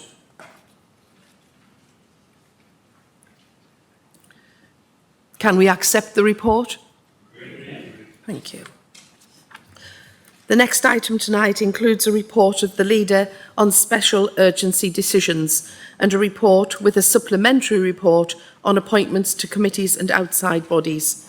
We'll take these in turn, starting with the Leader's report on special urgency decisions. Leader, would you please move the report? I so move the report, Madam Mayor. Deputy Leader, do you second the report? I second the report, Madam Mayor. I reserve the right to speak. Thank you.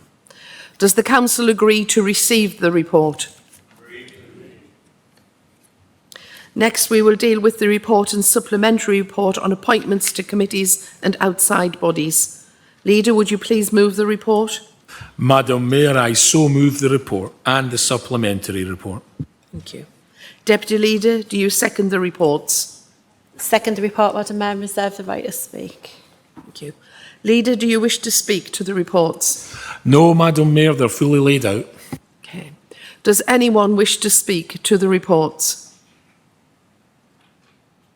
No. What about the Deputy Leader? Do we give her? Should we reserve her? Deputy Leader, do you wish to speak? No, thank you, Madam Mayor. Thank you. Are the reports agreed? Thank you. We will now deal with the notice of motion, which is on the subject of the right to play. And I call upon Councillor Dunn to read and move the motion. Thank you, Madam Mayor. The Council recognise the need to improve play facilities for those children with disabilities across the City of Sunderland.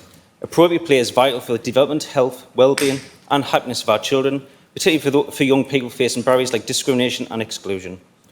Every child should have equal right to play and enjoy childhood experiences for a range of challenging, formal, informal play opportunities in a safe and inclusive environment wherever they are in Sunderland, which adheres to Article 31 of the United Nations Convention of the Rights of the Child. Therefore, the Council resolves to ensure that all council player parks are for accessibility and inclusiveness for those with disabilities within the Council to produce a short, medium and long-term action plans which should be reported back to Council within 6 months. All future play spaces are developed with community participation, co-design and co-production, and when equipment is damaged or vandalised, consideration is given in replacing it with accessible alternatives. All children can play and enjoy inclusive, appropriate play parks that are accessible within a reasonable distance of their home. To install a minimum of 1 wheelchair swing in each of the 5 community areas, and to enhance sensory involvement by procuring equipment which is aimed at touch, sound sensors for those audio and visual impairments. Thank you. Councillor Mann, do you second the motion? I so second the motion, Madam Mayor. Thank you. Councillor Dunn, do you wish to speak to the motion? I do, Madam Mayor. Thank you. Thank you, Madam Mayor. I'm absolutely delighted to bring this motion to full council today because motions like this is the reason I want to get involved in local politics in the first place. To give some background information about myself, I've been working with children, young people and adults with disabilities for the last 14 years in various different settings. I have 3 beautiful children and my son and my youngest daughter are on the autistic spectrum, so this motion is very close to my heart. The reason why I brought this motion to council today is because I believe the majority of our player parks across our city are not meeting the United Nations Convention on the Rights of the Child, Article 31, which states that children and young people have the right to have fun in a way that they want, whether or not they have a disability. We have some beautiful parks across our city, but some of our player parks are not accessible or inclusive for our young people with disabilities. For far too long, our young people have been excluded from joining in with their siblings, their friends, and forced to watch from the sidelines. I've seen this on many occasions myself for the young people that I've been supporting over the years, and it is truly heartbreaking to see. I acknowledge that this is not just a local issue, it's a problem nationwide with our player parks. The disability charity Scope, as part of their Let's Play Fair campaign, they also discovered that children with disabilities are being shut out from fun and friendships at their local playgrounds because the spaces have not been adapted to cater for them in any way. They found that nearly 50% of families with disabled children surveyed reported facing accessibility problems for their local playground, leaving nearly 500,000 disabled children in the UK feeling invisible. And if we were to survey some of our families across our city, I would suspect we'd find similar findings. But it's not all bad news. We do have some good examples of good practice across the city, with some accessible roundabouts being installed in some of our parks. We have an excellent wheelchair swing at Hilton Castle Park after the successful campaigning from Angela Turnbull on behalf of her nephew Will Calvert through the North Area Committee. If you haven't seen the recent coverage of this, I would strongly suggest you go and have a look when you do get a minute, because it is absolutely, it's amazing to see Will's face when he's actually using that wheelchair, so I strongly suggest you have a look at that. But we need this across all of the city, for all of our young people with disabilities, not just in certain areas. I feel that at the moment it's a bit of a lottery for our young people, depending on where they live and what quality parks they have access to. We need to have the ambition to deliver the best and most inclusive, accessible parks in the country. We can only do this if we pass this motion today to start the process of providing better player parks which our young people deserve and can be proud of. So how can we do this? Firstly, we can immediately identify those parks which aren't accessible, inclusive or safe for our young people. This will then support officers to develop an action plan which can get the ball rolling and setting the short, medium-term and long-term targets to address this. The reason behind setting these dates for this to be complete is because the young people in our city don't have time to wait, and originally this motion was meant to be discussed in September.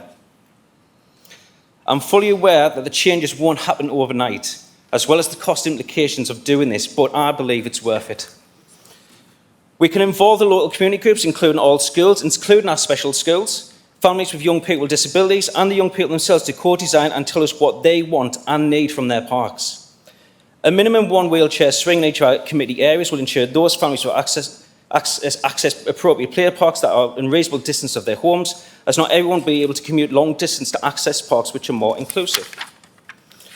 We've also recommended that we look at installing sensory equipment aimed at touch, sound, which will benefit those with young people with audio and visual impairments and those on the autistic spectrum.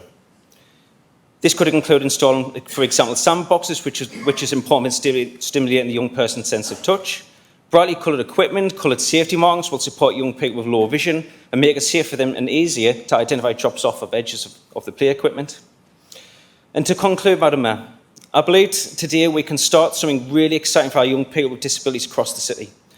I'm really keen to work alongside all councillors in this room and happy to catch up after this meeting to go through any ideas and suggestions they might have moving forward. And finally, we have the opportunity today to do something that we can be really proud of in delivering parks which our young people need and deserve for the future. Thank you, Madam Mayor. Thank you.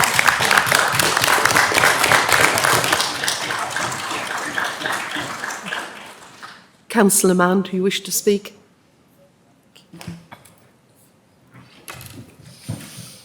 Thank you, Madam Mayor. Madam Mayor, councillors, mums and dads, nans and granddads, aunts, uncles and families. I'm going to not be giving you facts and figures here. I'm going to speak from the heart because this is what this motion is about. I'm sure you appreciate that. This motion is an ask to our council to address an imbalance that affects each and every one of us, either past, present or future. It's about our children and our children's children.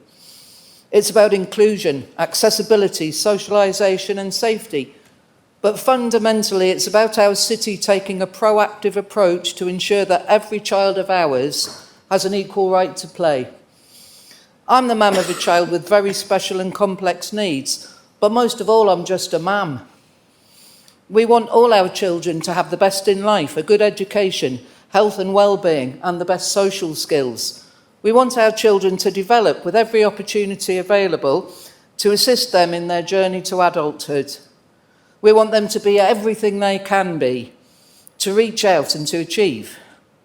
We want to watch them grow in a safe and appropriate surroundings with the right facilities to nurture and support them. One of the first things we do as a parent, as soon as we start taking our children out, is to have chips to the playground. One of the first things our children hear outside the family is the sound of other kids playing, the squeals of delight and the laughter. The first time our little precious enjoys a swing is a much filmed and Facebooked event. I'm sure we all recognise that. We all know the benefits of play, so I'm not going to bore you with child psychology and social welfare. I'm not going to quote rules and regulations and studies and laws. I just ask that you take a moment to think about where you take your little ones in your family for a weekend morning out. Harrington Park, maybe. The Barnes, Lakeside. Or is it Thompson Park, Roker, Mowbray, Backhouse Park? Beautiful, absolutely beautiful areas we have in our city. Is it somewhere to have a run around and feed the ducks, kick a ball around? Or is it a small community playground in your neighbourhood with a skate park, a zip wire, climbing frames, slides, swings and roundabouts? Then just have a think about what equipment is in that park that's usable for those children who can't run around or kick a ball, use a skateboard or the other equipment I've just mentioned. What exactly do we provide for wheelchair users and where? Where is a basket swing or an accessible roundabout? This isn't a sob story, Madam Mayor and councillors, or any kind of negative approach. It's a genuine need to provide a little more so that all of our children, regardless of physical ability or mental capacity, can access and make use of specialised equipment so that they can enjoy the same delight, excitement and joy, so that they can be included with their peers and accepted, and so that us parents have the same pleasure and Facebook opportunity of taking their child to the play park, as every parent does, instead of walking away in frustration. We as a council pride ourselves on listening to our youth. We have several platforms in place where their voice is heard, and we develop strategy alongside their consultation and input. I am asking that we listen a little more and work a little harder to make our city more inclusive and our children happier. I am proud that my own West Area Committee listens to its councillors and made it happen that the St Anne's Ward now has an inclusive roundabout in both King George Park and Portsmouth Road parks. I hope this is also true of the other area committees, and that councillors will all work together to expedite the resolutions of this motion, should it be accepted. According to research by Scope, the Disability Equality Charity, 49% of parents of families with disabled children have faced accessibility problems at their local playground. Findings show that they can't enjoy equipment or enjoy their local playground because it isn't designed for them. This motion isn't expecting everything to change instantly. We understand in this current climate that funding is hard to come by. It asks, though, to assess, develop, consult and enhance for appropriateness, participation, accessibility and inclusivity. Madam Mayor, Leader of the Council, it asks for something that I would love to see more of across our city and indeed in these chambers and council. It asks for proportional representation. I hope councillors can support this motion to tackle this imbalance in our city playgrounds. Thank you, Madam Mayor. Thank you, Councillor.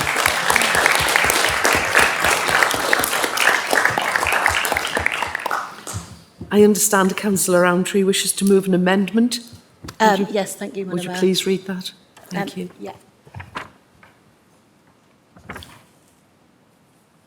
After the council today recognises and add continues to recognise, after all council player parks delete are and add continue to be, after inclusiveness for those add children and accompanying adults, after with disabilities delete with the City Council to produce and add, and that regular updates to the player park condition surveys continue to take place, that this information is used to inform on producing. And on the second bullet point, after co-production, delete and add with inclusivity as a key focus, noting the existing commitment that all planned improvements to play spaces already include inclusive equipment being installed, that this commitment be extended to ensure that. The fourth bullet point, after minimum of one, add additional, and the final bullet point, after sensory involvement, delete by procuring and add, ensure that plans being developed for introducing smart play equipment across the city considers the introduction of. Thank you, Madam Mayor. Thank you. Councillor Williams, you second that motion? Thank you, Madam Mayor. I second that motion and reserve the right to speak. Sorry, amendment. Thank you, everybody.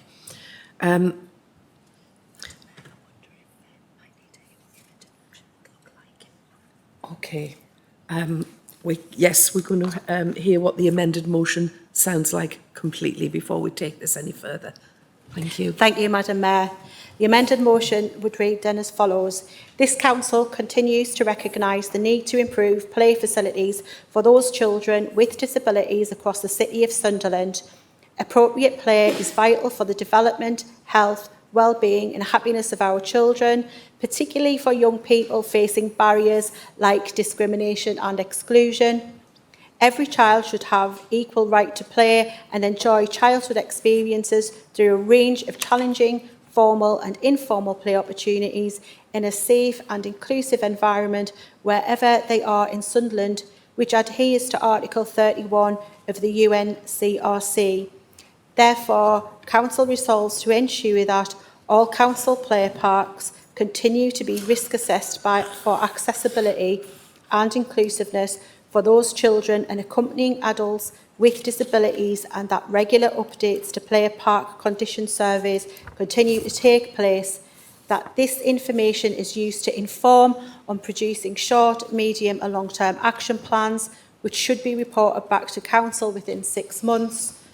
All future play spaces are developed with community participation, co-design and co-production, with inclusivity as a key focus, noting the existing commitment that all planned improvements to play spaces already include inclusive equipment being installed, that this commitment be extended to ensure that when equipment is damaged or vandalised, consideration is given to replacing it with accessible alternatives.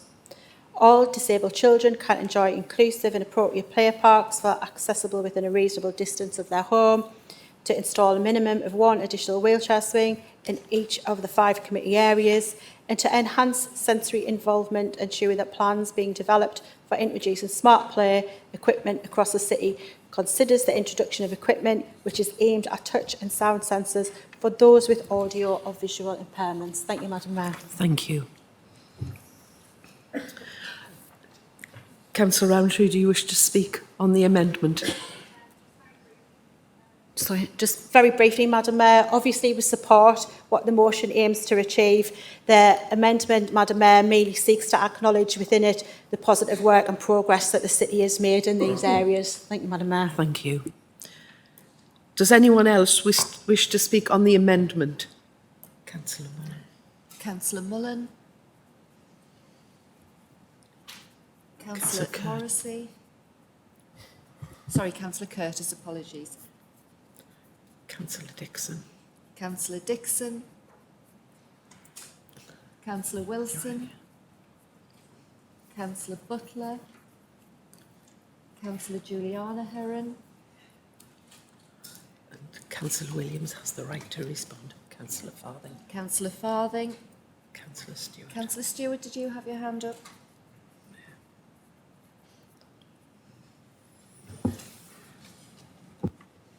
So, Madam Mayor, the list of speakers that we have are Councillor Mullen, Councillor Curtis, Councillor Dixon, Councillor Wilson, Councillor Butler, Councillor J. Heron, Councillor Farthing, Councillor Stewart, and Councillor Williams. Did you reserve the right to speak, or do you wish to come in? No. Thank you. Okay, thank you very much. Councillor Mullen, if you'd like. Thank you. Thank you, Madam Mayor. This is just very briefly to say, first of all, that I'm incredibly proud of both of my colleagues, Richard and Pam. They've talked in their own speeches about how they are parents of disabled children, and what they're proposing here is not just for their children, but for many other people's across the cities. And I know how much all of my group know how much they love their kids, and they see it in sharing stories about their personal lives. And so we're all very, very pleased with what they've done.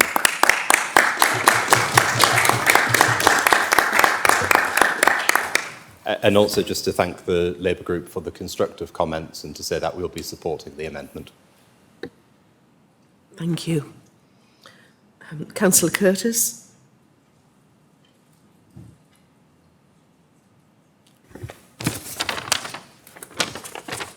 Thank you, Madam Mayor. I'm supporting this motion today because and the amendment, because of what it actually means to me, and it's getting my full support. It's a fantastic proposal that we've got in front of us today.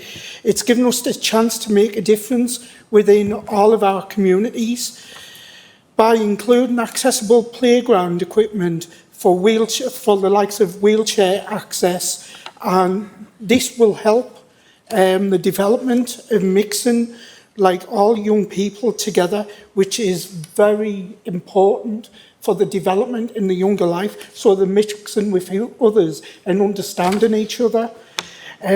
All play areas should be inclusive, and no young person should have to face any types of exclusion or barriers, and it's up to us as adults to make sure that they actually don't get left out, and it's up to us to kick the barriers down.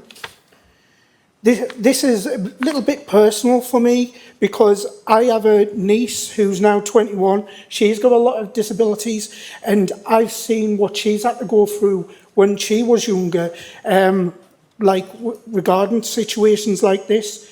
I'm disabled myself, but my disabilities came on when I was at a later age in life, so I can fight for myself where these children can't, and every child deserves the right to actually be able to access playgrounds like every other able child. 2 years ago, I met a young girl in a wheelchair with disabilities when she came to one of the meetings which I was a vice chair of in the community.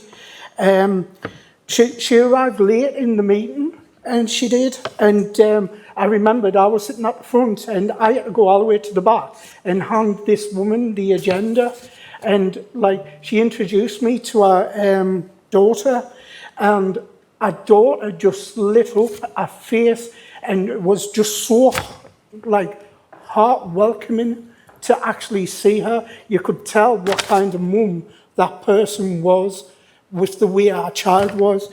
And in my ward in Doxford, we have 2 special schools. We've got one which has just been opened, Sunnydale, and we've also got Portland School. And I'm a great supporter of them being in our ward. And I know that my fellow councillors, we would like to see these types of access for the children in our wards in St Matthew's Park, whether it be a roundabout or one of the swings, because we should make all of our play parks welcoming for all children. So that is today why I'm standing up and making my maiden speech in front of the council to support this motion, and I would ask everybody in this chamber to follow suit. Thank you, Madam Mayor.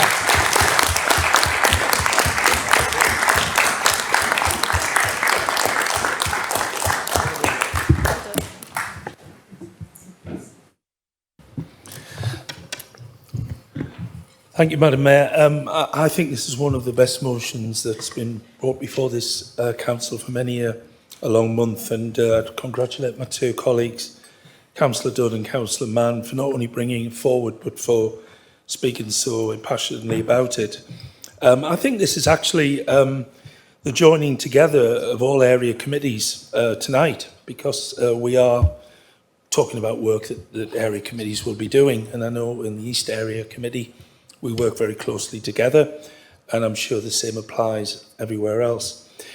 What I would like to say, just very, very briefly, is that whilst we acknowledge and accept everything that's said here, we need to get a system in place where it is implemented. And at the moment, the procurement system at the council is not working. In Backhouse Park, for example, we've had a new roundabout on offer for approximately 15 to 20 months. Similarly, a surface under the swings to be repaired just hasn't been done. Now, we work very closely with officers, Councillor Wood, Councillor Reid. We're very positive people, and we know they are trying the best. But somewhere up the ladder, it's not working. So what I would like to say is that while we are all in agreement with this, including, one wheelchair swing, what we've got to do is get a system that's working that will make it happen. Thank you.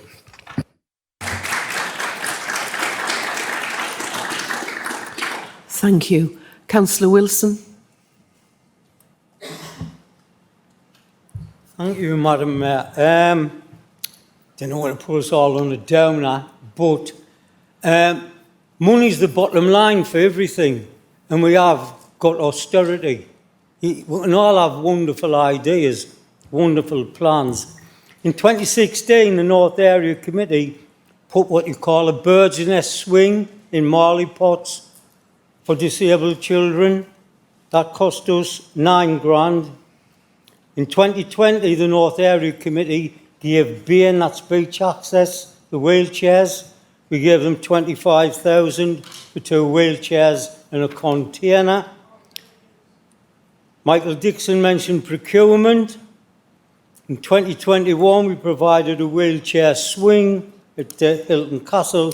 That cost £17,000 from the North Area Committee, because the council, due to austerity, is struggling for money, right? And people across there have got to realise it's the Tories' fault, not ours. We all want wonderful things. Now, I didn't want to bring politics into this, but that's a fact that we've got to live with. With regards to procurement, there's definitely a problem in procurement. It took us a year to get a swing. Angela Turnbull's campaign, and I know Angela, she wanted a wheelchair. I says, we'll get you one. That was the campaign, done like that. When I rang the council and said, because I thought I'm sick of the North Area Committee paying, I'll ask the council, will you get a disabled swing that will take a wheelchair? They said, yes. I fell over. When I got back up, I said, say that again. Yes, we'll get you one. Smashing. Months later, I rang up, where's this wheelchair swing? You cannot have a one. What for? Because it's exclusive. It's exclusive only to wheelchair users. What you're getting instead is a roundabout. I says, he doesn't want a roundabout, he wants a swing. So it became a classic case of swings and roundabouts. Right? This went on for a year. Right? This went on. Now, what was said at the finish was, right, we'll have both. I'll ask the North Area Committee to buy the swing, yes, can provide a roundabout. So that's what we got. Now, it took a year, and procurement, I raised it at the area chairs meeting. I says, it's like trying to, they must be in Narnia, because you can't get in touch with them. You can't get on with them. And a fellow area chair said he likened them to MI5. You don't know who they are, you don't know where they are, you didn't know the names. Now like that, you cannot get in touch with them. Anyway, we got this installed. Young Will, the kid who was in it, he's on the cover of the Muscular Dystrophy magazine for last month. Fabulous, but honestly, procurement, the council need to sort out this exclusive thing about swings, because they are needed, and we know they're fit for a wheelchair, but we've got to get on. If you have a problem, Pan, here's an idea for you for the Tories, because I've heard you can get in touch with procurement easier now we're in the City Hall, right? Because I mentioned big spies and that. Just go up to reception, right? Pour a bottle of Russian vodka on the counter and say, the Red Swan flies tonight. And somebody will take you to where you should be. Thank you. Thank you, Councillor Wilson. Madam Mayor, just a quick response to Councillor Wilson, if you'll allow it. Certainly. I'll put your name on it, Denny. Thank you. Councillor Butler, please. Thank you, Madam Mayor, and may I congratulate the members for bringing this motion, and obviously, I will be supporting the amendment. Councillor Mann, you speak passionate about that, and I know how passionate you are over years of being on committees together. I want to give you my reassurance that Southwick Labour councillors will continue to back such things to be done in parks. We work closely with Grace House, as I'm sure you're aware of their fantastic work, and we have Councillor Kelly Checker as a trustee there who works fantastically with them. We did some consultation with Grace House to get some equipment put into Thompson Park, and we've now got record investment in Thompson Park of over £350,000. So what we will be doing is working with them again, as well as local parents of disabled children, and we'll be pushing for more inclusive equipment. And once again, I thank you for bringing this motion, and obviously we'll be supporting fully. Thank you, Madam Mayor. Thank you. Councillor Juliana Heron. Thank you. Thanks, Madam Mayor. I will also be supporting the amendment. I'd just like to tell you what we're doing in the coalfields from the start. We have, from day one, we have said we want inclusive play parks, and we're getting them. In Keir Hardy, we have 2 pieces of disabled equipment because the park has to be redone, and we use 106 money. I know the dreaded 106. Rectory Park, it's going to be redone in Rectory Park, the play park. But what I want to tell you about in Rectory Park, we have an organisation that has disabled bicycles. Bicycles, they're 2 people can ride, or a bike that lies flat where a disabled child can use, and it is very, very successful. The area committee funded bicycles. We are now going to fund a road system so they can use the footpath as a road to learn how to do the road signals if they go out onto the roads. New Bottle Park, that's going to be done. That's going to have 2 sets of disabled equipment. Shiny Row is going to have a disabled swing in Councillor Mason Gage's area. This has been ongoing, I would say, for the last 7 years, where we put our priorities, where all area committees have priorities, and one of our Coalfield area priorities is to do disabled equipment for children's parks. And that's something I take personally as well, as, you know, being disabled myself. And I've seen the children's faces on disabled swings, on, you know, swings and everything, and it's absolutely fantastic. But you should see a child's face when it rides a bicycle with a parent with them, and that is something to see. So if you've ever got time, get down to Horton, get in the coalfields, you see that we are doing it. Thank you.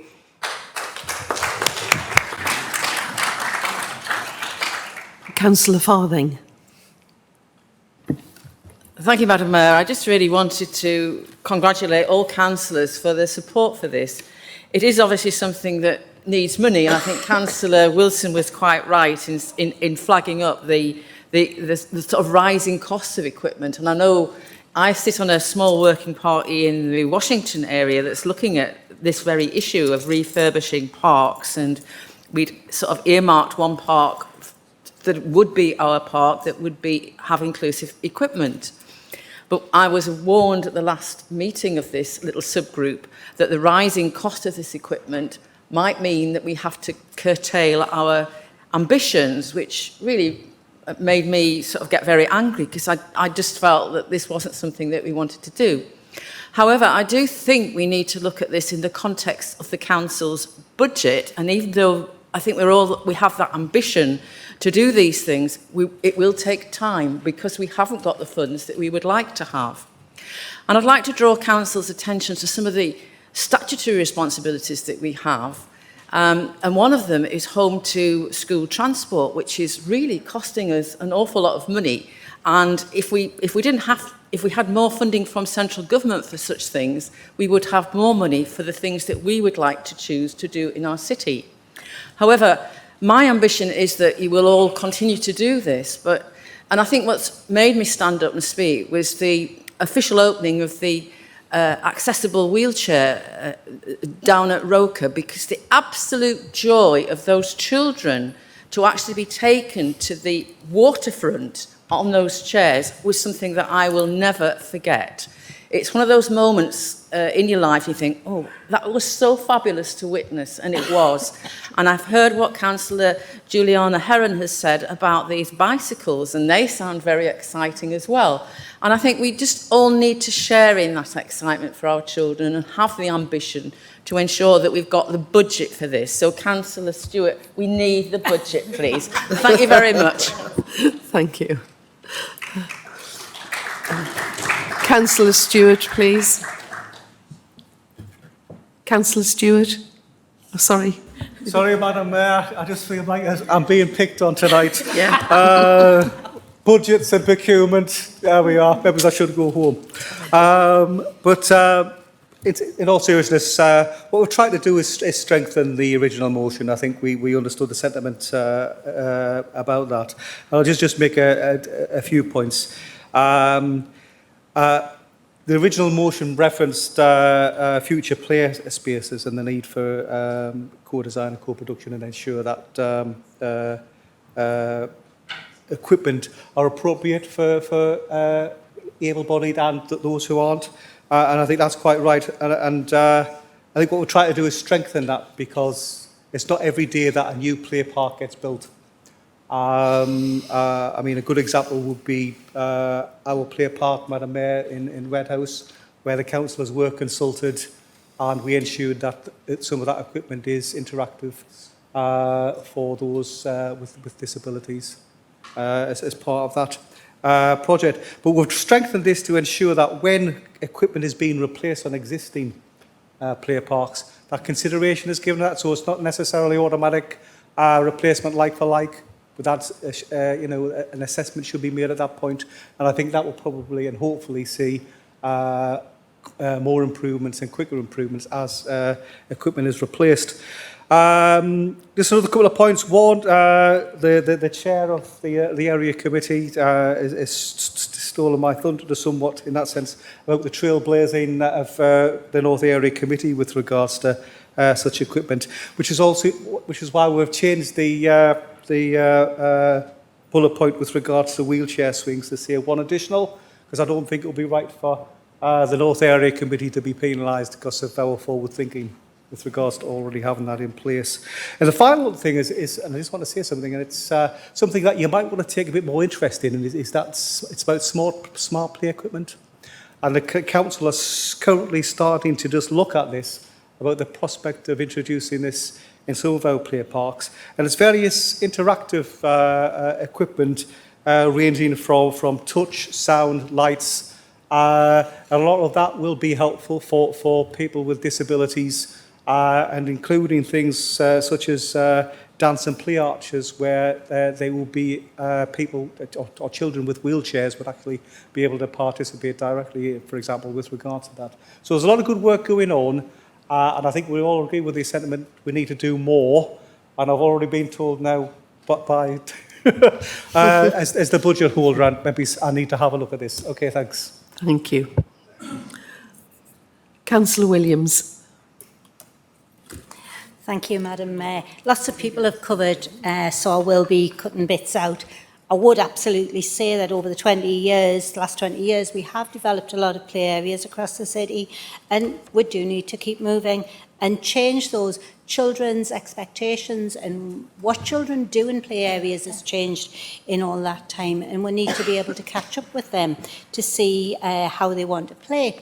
There's also that difference in children of the same age who experience things in different ways. I remember a resident complaining about his granddaughter not being able to play on this particular play area in our area, whereas my grandson of the same age was like an absolute little monkey all over it. So there is that difference even within the same age group of expectations in the way that children play. When I think back to some of the play areas that my children went to, my eldest one's 39, so, you know, it was pretty rough and ready at times, which also exacerbated, and this is my personal bit, my mum was paraplegic and used a wheelchair. Now, I can go out with my grandchildren at any time and enjoy watching them play. None of them have disabilities, and that's very fortunate for me, but my mum never got to see close up the faces of my children on swings and on roundabouts because she couldn't get there. So when we're thinking about planning, can we think about disabled family members as well? Because, you know, an accident can happen and that mum or dad might be confined to a wheelchair for the rest of their lives. So let's think about how we future-proof things as well. I'm fortunate to be chair of the Discover Learning Trust in Washington. One of our schools is Oxclose Primary Academy, and we've provided a wheelchair swing for our children. As part of the city offer, we take children with physical difficulties. So it was lovely to go over and see them playing in their swing. The other ones, of course, are, oh, can I have a go? And it's important that even though you don't use a wheelchair, you can still have a go of the swing. So we need to look at it always across that. So, you know, lots of people have said very positive things, and I'm happy to add my bit into that as well. The one plea I would say is, for goodness sake, can those people who are out there doing this damage to our play parks give themselves a kick, because it's absolutely criminal that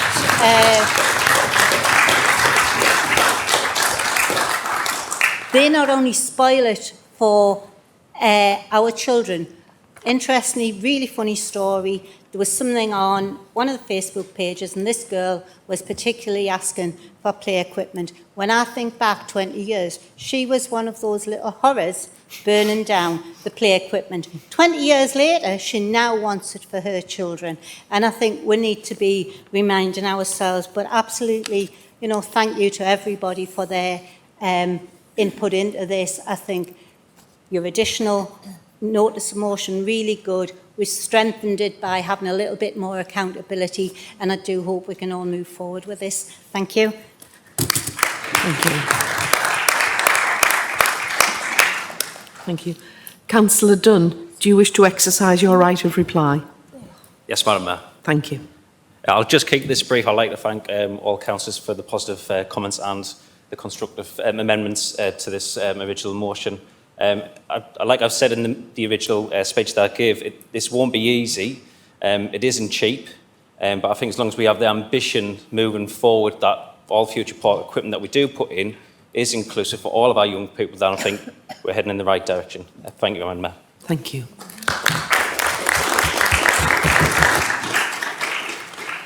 We will now go to a vote on the amendment. Do we wish to just agree it, or do we want to agreed? Thank you very much. We'll now read out the new substantive motion. The Council continues to recognise the need to improve play facilities for those children with disabilities across the City of Sunderland. Appropriate play is vital for the development, health, well-being and happiness of our children, particularly for young people facing barriers like discrimination and exclusion. Every child should have equal right to play and enjoy childhood experiences through a range of challenging, formal and informal play opportunities in a safe and inclusive environment, wherever they are in Sunderland, which adheres to Article 31 of the UNCRC. All council play parks continue to be risk assessed for accessibility and inclusiveness for those children and accompanying adults with disabilities, and that regular updates to play park condition surveys continue to take place. That this information is used to inform on producing short, medium and long-term action plans, which should be reported back to Council within 6 months. All future play spaces are developed with community participation, co-design and co-production, with inclusivity as a key focus, noting the existing commitment that all planned improvements to play spaces already include inclusive equipment being installed. That this commitment be extended to ensure that when equipment is damaged or vandalised, consideration is given to replacing it with accessible alternatives. All disabled children can enjoy inclusive and appropriate play parks that are accessible within a reasonable distance of their home. To install a minimum of 1 additional wheelchair swing in each of the 5 committee areas. To enhance sensory involvement, ensure that plans are being developed for introducing smart play equipment across the city, considers the introduction of equipment which is aimed at touch and sound sensors for those with audio or visual impairments. Thank you. Does any member wish to comment further on the new substantive motion? Is the new motion agreed? Agreed. Thank you. We will now deal with the notice of motion, which is on the subject of sewage dumping by water companies. Councillor Hodson, would you like to read and move the motion? I would indeed. Thank you, Mayor of Sunderland. And in doing so, I'll also just give apologies for Martin Haswell, who would very much like to be moving this motion, but sadly can't be in the meeting today. Our motion is on sewage dumping by water companies. It reads, this council notes that Environment Agency reporting data has revealed that water companies in England have recorded 772,000 sewage dumping events in 2020 and 2021. Across the Northumbrian water area, there have been 69,048 sewage dumping events reported to the Environment Agency in the same period. Northumbrian Water made profits of £758.4 million in the 2020-21 fiscal year, and that the Chief Executive of Northumbrian Water received a bonus and benefits of £575,000 on top of a base salary of £1,465,000, taking home a total package including pension contributions of £2.214 million. The Environment Act 2021 failed to set water companies with specific targets or deadlines to reduce sewage outflows into waterways and into the sea. Accordingly, Mayor of Sunderland, this council believes that no one should be paid a bonus for long-term and endemic failure with no satisfactory solution in sight, and that action needs to be taken both at local and national level to address the failures of privatised water companies operating in England. Therefore, Council resolves to firstly ask the Chief Executive to write to the Secretary of State for the Environment, Food and Rural Affairs and urge the Government to legislate to block any further bonus payments to directors of water companies in England until a satisfactory solution has been achieved. And secondly, to ask the Chief Executive to write to Northumbrian Water and the Environment Agency and urge them to take action to reduce the number and volume of outflows at Seaburn, Roker, Hendon and into the River Wear.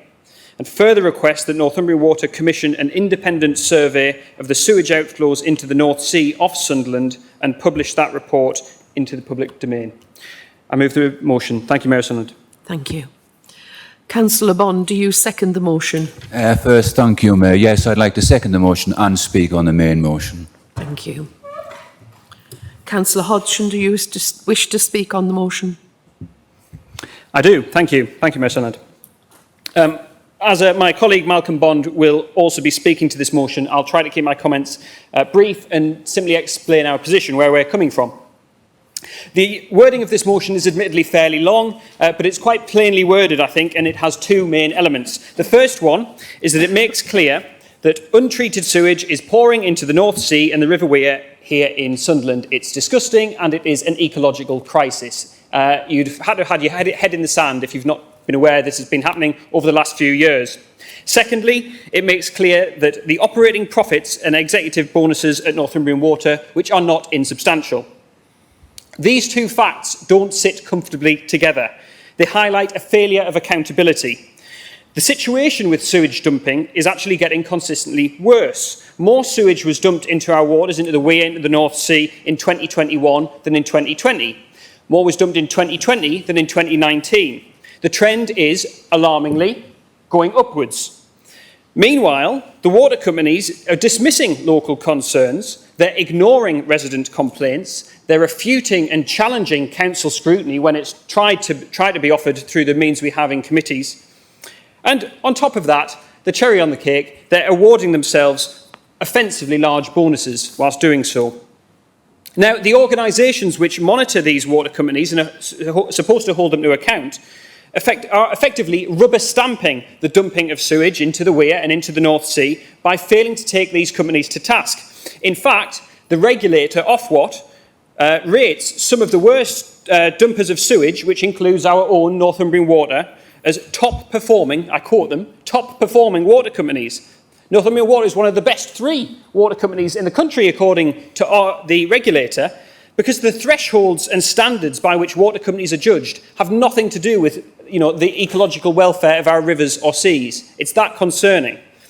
This is why, by the way, the Liberal Democrats have called for Ofwat to be abolished and replaced with a regulator with powers to actually prosecute and fine companies that break the rules and even imprison company bosses whose firms are creating an environmental catastrophe in our country. If it wasn't a water company that was dumping tons upon tons of sewage into the Wear, believe me, if it was a private firm or something, they would be going to prison.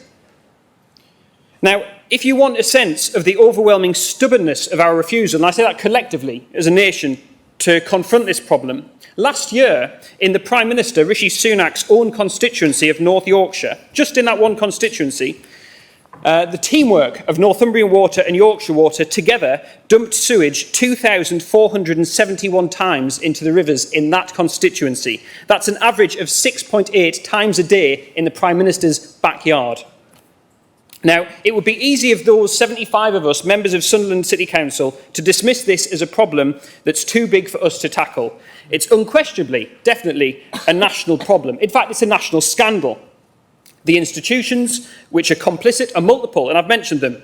You have government inaction, without question. Everybody's known this is happening. Where's the government statement been? to tackle it. From the Ombudsman, Ofwat, inaction, as I've noted, in fact, complete inadequacy. From the Environment Agency, toothlessness, complicitness, failing to set targets that water companies can be judged by. And of course, from the water companies themselves, operating with an incentive towards profit and no disincentive against sewage dumping. So those are a lot of people who are responsible for this problem. But there's us as well. Why us? Because we are a complicit party. There's been an absence, generally, nationwide, but also on Wearside, of local authority challenge to water companies like Northumbrian Water, despite widespread public outcry. I'm sorry to say, but by and large, with this issue in Sunderland, it's angry, distressed residents who are taking up the baton of this and really, taking the message to the water companies, because they can see the effect it's having in places like Roker and Seaburn and at our beaches and in our river. Now, governments will change. In fact, they seem to be changing quite quickly these days. Civil servants and mandarins in Waterhall, at Ofwat, at the Environment Agency, they have good jobs and they'll move on in the merry-go-round of public sector employment. The bosses of these water companies will move on to other big jobs with other big pay packages and generous bonuses, and they'll get gongs and they'll be in the House of Lords. They'll all move on and they won't really care what happens to the River Wear or Seaburn. But we will all still be here, quite literally sat in the shit. The residents whose rivers and seas are teeming with fetid effluent, and we have to use this sort of language, frankly, Mayor Sunderland, because it's absolutely bloody disgusting. They will rightly, these residents, will turn to us and councils like ours and they'll say, why did you let this happen? And they're completely right, because the buck will eventually, ultimately stop with us. They won't be going to the former chief executive of Northumbrian Water and saying, why did you let this happen? They'll be blaming Sunderland Council. People are quite happy to blame Sunderland Council, in case you haven't noticed. But on this one, we are actually corporately responsible. Councillor Hodson, your time is up if you'd like to. Thank you. I've just say my last sentence, if That's I may, fine. Mayor Sunderland. I was Thank getting you. a bit enthusiastic while I've been speaking. The motion is the very least we can do. We have to be the ones raising the alarm and taking the challenge to our water company and the government. We can't afford to stand idly by, because we are already seeing the consequences of standing idly by. I hope everybody in the council will support this motion. Thank you very much, Mayor Sunderland. Thank you very much.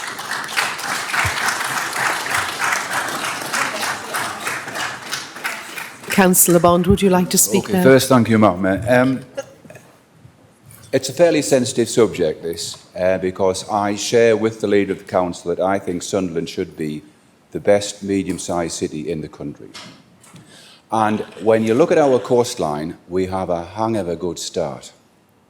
If you stand at the Coast Guard station and look north over Whitburn Bay and you walk along there with the sun shining and the sea lapping on the beaches, is there a finer urban coastal site in the whole of Britain? I say there isn't. And I've lived in South Bends for 40 odd years now, and I feel privileged to have lived in South Bends.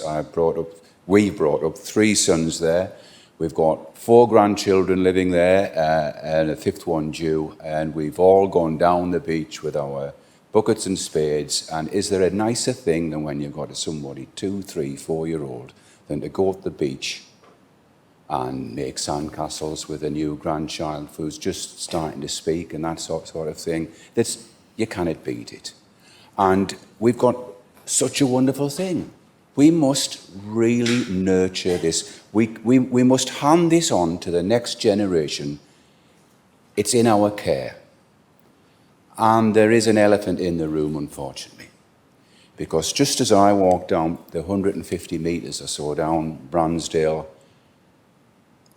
Avenue, and then I hit the coast and I look slightly to the left to the border of South Tyneside and Sunderland, there's the Northumbria Water Facility and the 1,500-metre outflow that goes off to sea.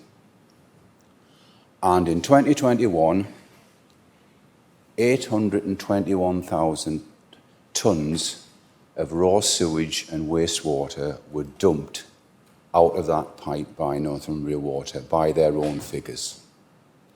And let's be fair, what they're dumping is basically a soup of fecal bacteria, everything that people put down the toilets that they shouldn't. But they're getting clever, by the way, because a few years ago I used to walk on the beach and you'd see the odd nappy or something, or dead disposable nappy. Now, in that building or nearby, they have a macerator that actually chews everything up because it was causing a bit of bad publicity that people would see sanitary towels and nappies on the beach. So they make it invisible. It's not like Southern Water, who unfortunately been caught out early, and they have their sewage going straight on the beach. Ours is hidden. But as shoes as eggs, as long as I've lived there, the tide's gone in, the tide's gone, it's gone out.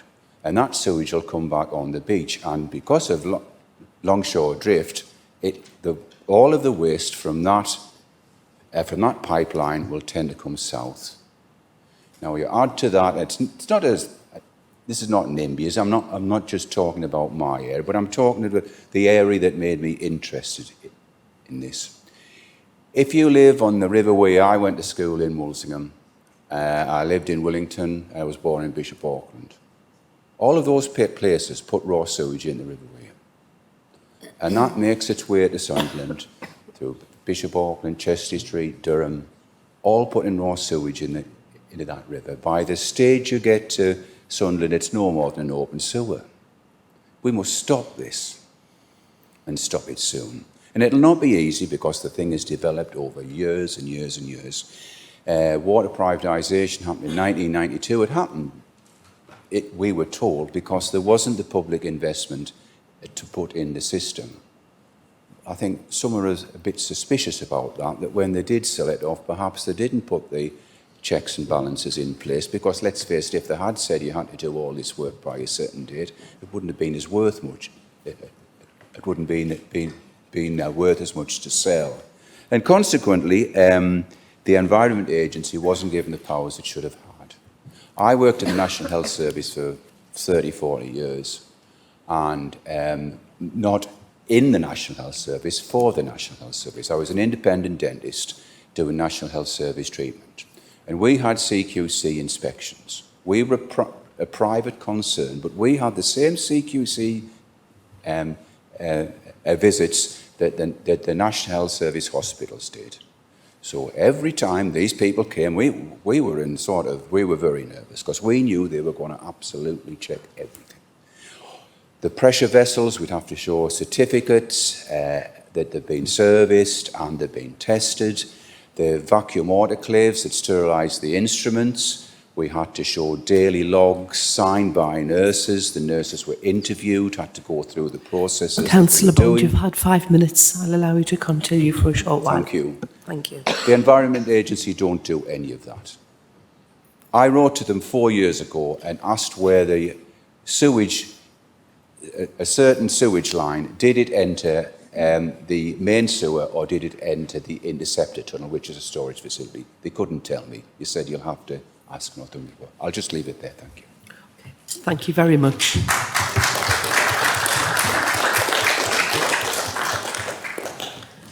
Now, I understand that Councillor Doyle wishes to move an amendment and would ask him to read that out, please. Thank you, Madam Mayor. I propose the following amendment to add to the final bullet point.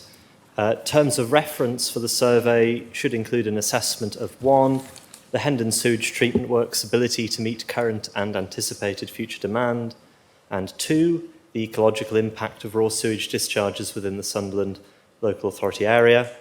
To insert an additional bullet point, ask the Chief Executive in his letter to the Environment Agency to request that a public inquiry is held into the local sewage system in order to determine the pending application to vary Environmental Permit 245/1207.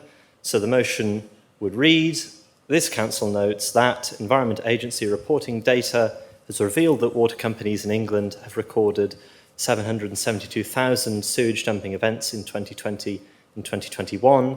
Across the Northumbrian water area, there have been 69,048 sewage dumping events reported to the Environment Agency in the same period.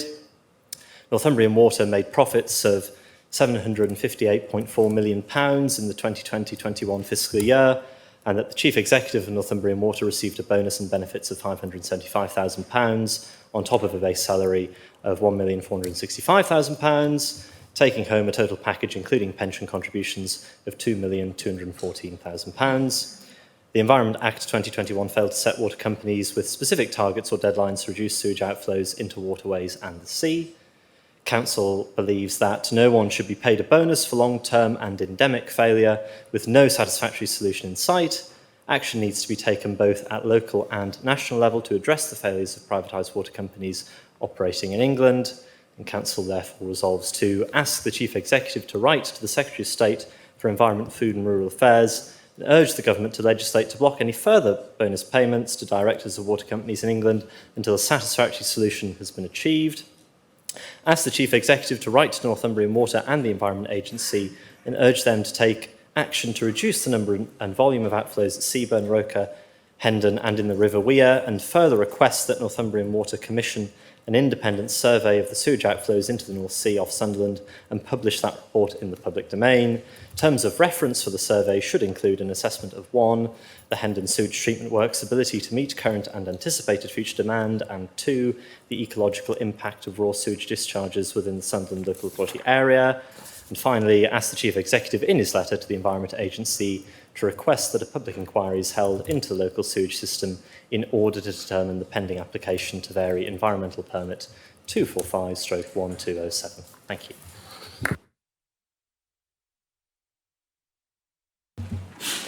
Thank you. Councillor Hartnack, I understand you wish to second the amendment. I do, Madam Mayor. Thank you. Councillor Doyle, do you wish to speak to the amendment? I do. Thank you, Madam Mayor. The Conservative group is bringing forward this amendment to strengthen the original motion and so that it better aligns with the letter sent by North Area councillors to the Chief Executive, Leader and Deputy Leader on the 6th of October this year. That letter, for those colleagues who are not already aware, set out 3 measures available to the Council that would mitigate the urgent problem of untreated sewage discharges into the North Sea.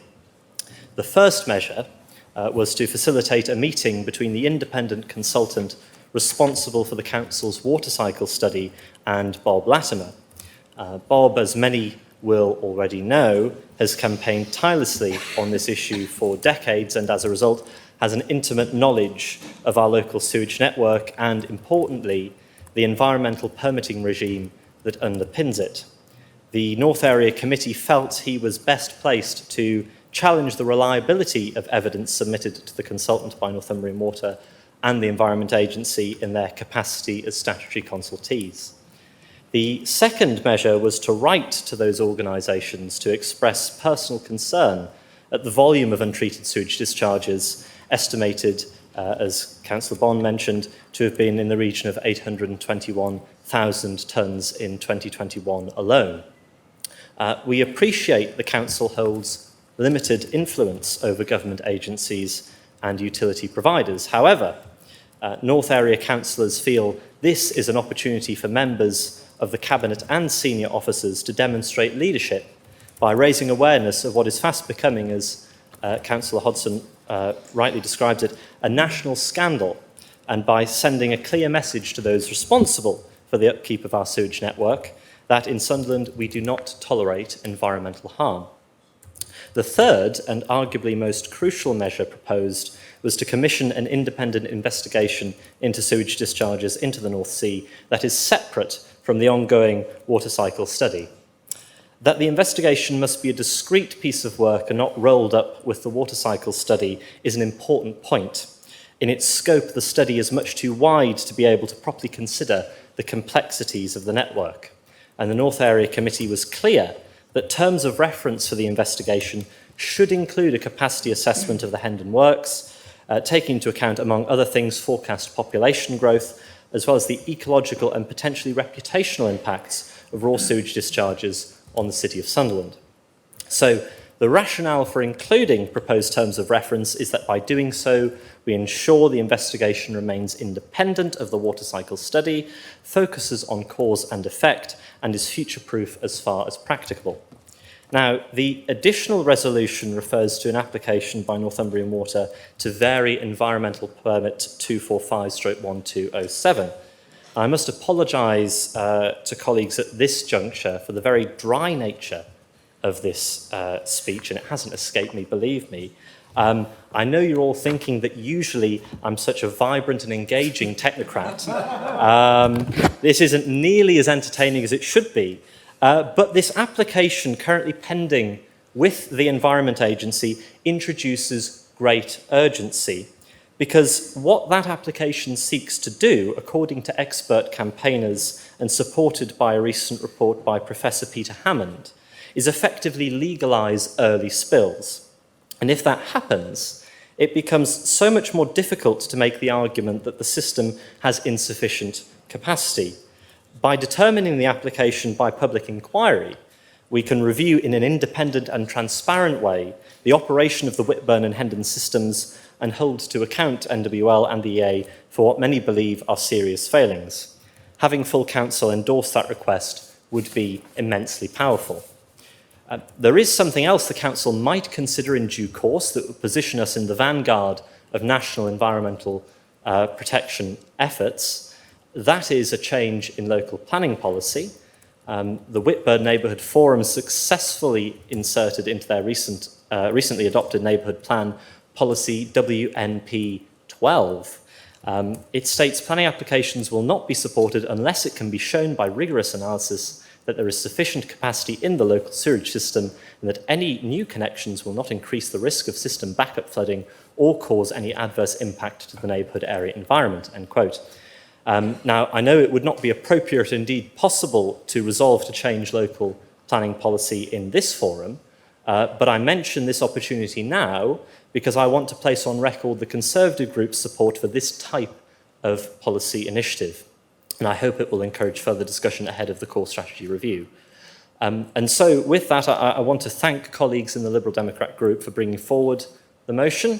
I also want to thank colleagues on the North Area Committee and Councillor Denny Wilson in particular for their support in signing my letter and pursuing their own lines of inquiry on this issue. And I hope colleagues agree that the amendment is constructive. Thank you.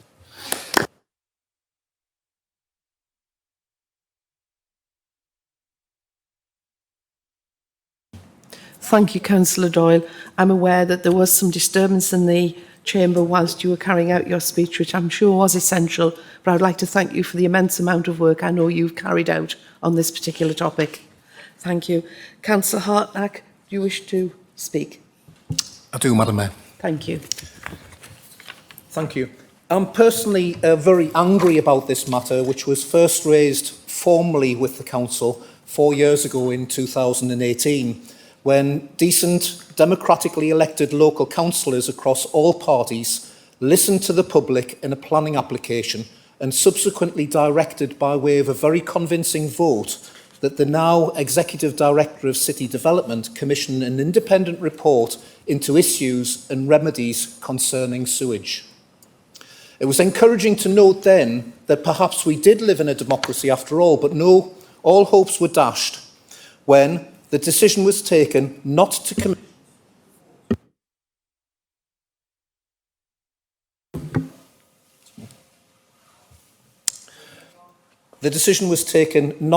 commission such a report, thus overruling the committee of democratically elected members and the will of the people.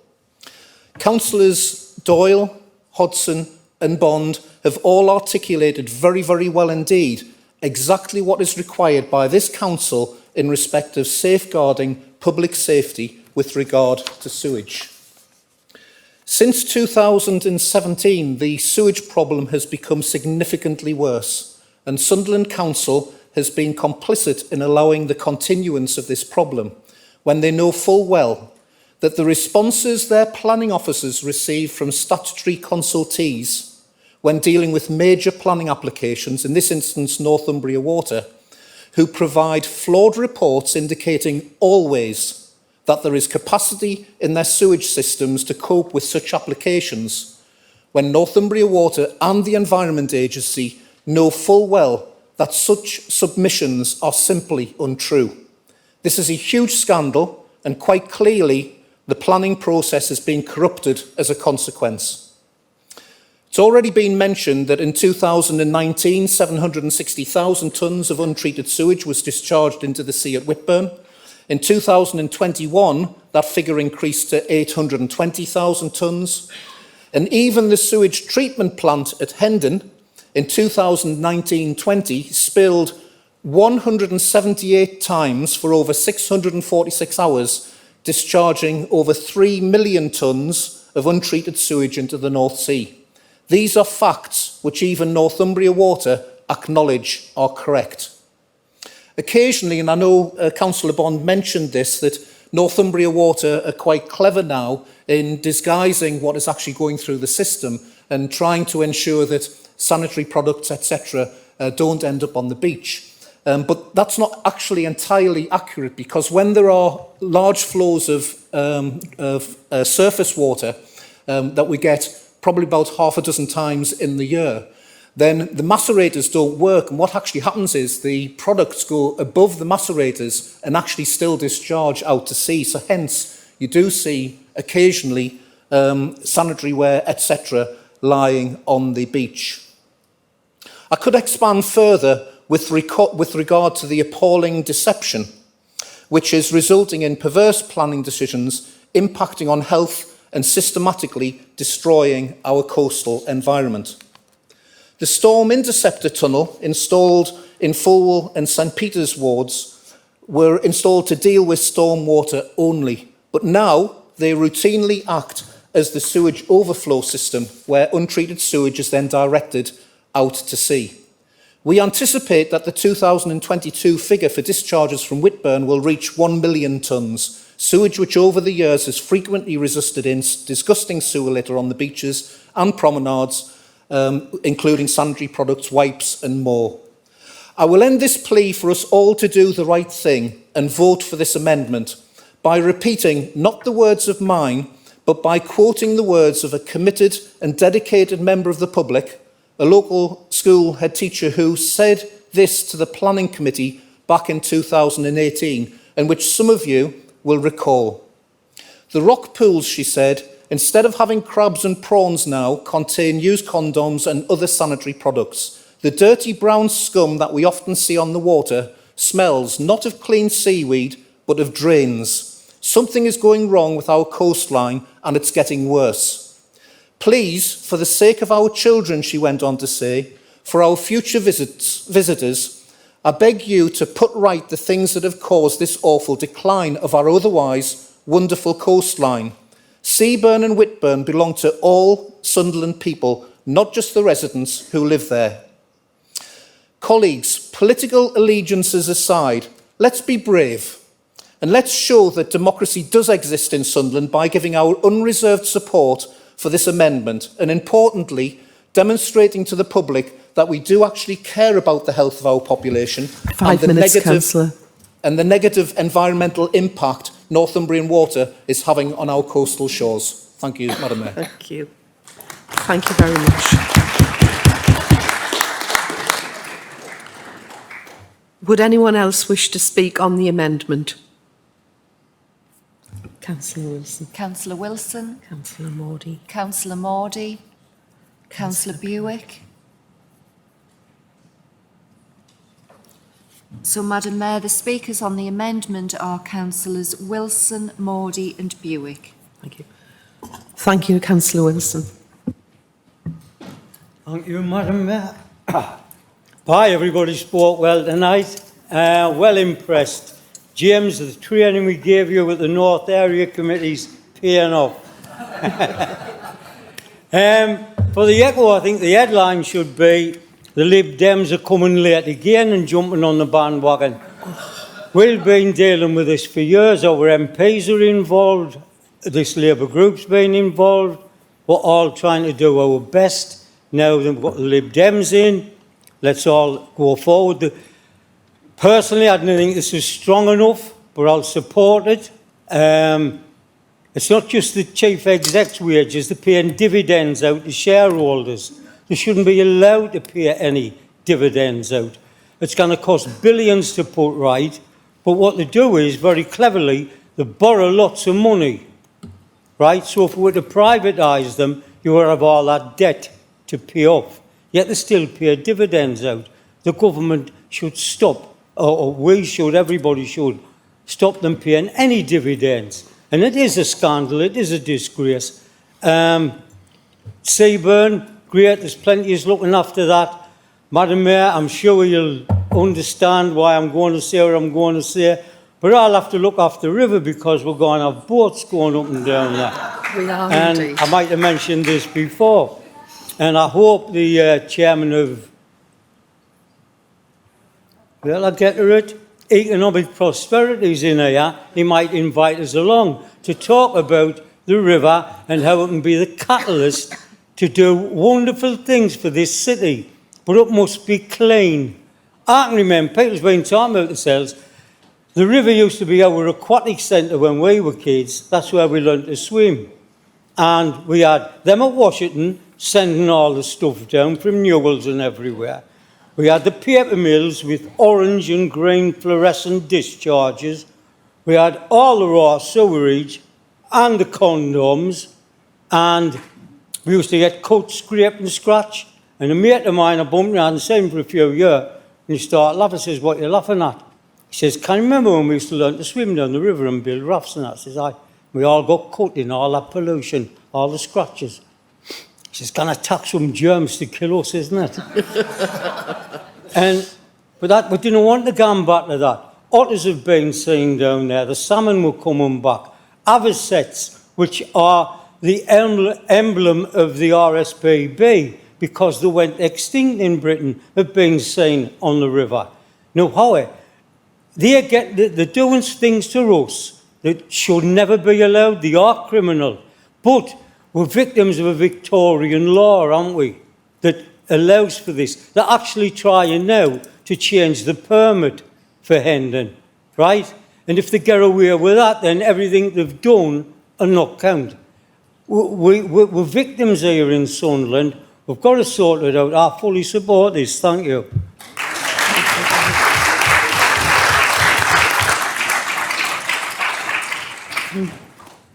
Councillor Mordy, please. Thank you, Madam Mayor. Madam Mayor, it's a privilege to be called by you this evening to speak in the first debate since rejoining the council. I hope you all miss me as much as I missed you all during my recent sabbatical. Madam Mayor, I do acknowledge the work that Councillor Doyle and other local Conservatives have done on this issue. But the fact is the record of the National Conservative government is absolutely shambolic. They have presided over a water system, Madam Mayor, that's ageing and at bursting point, with poor planning and neglect of our vital infrastructure.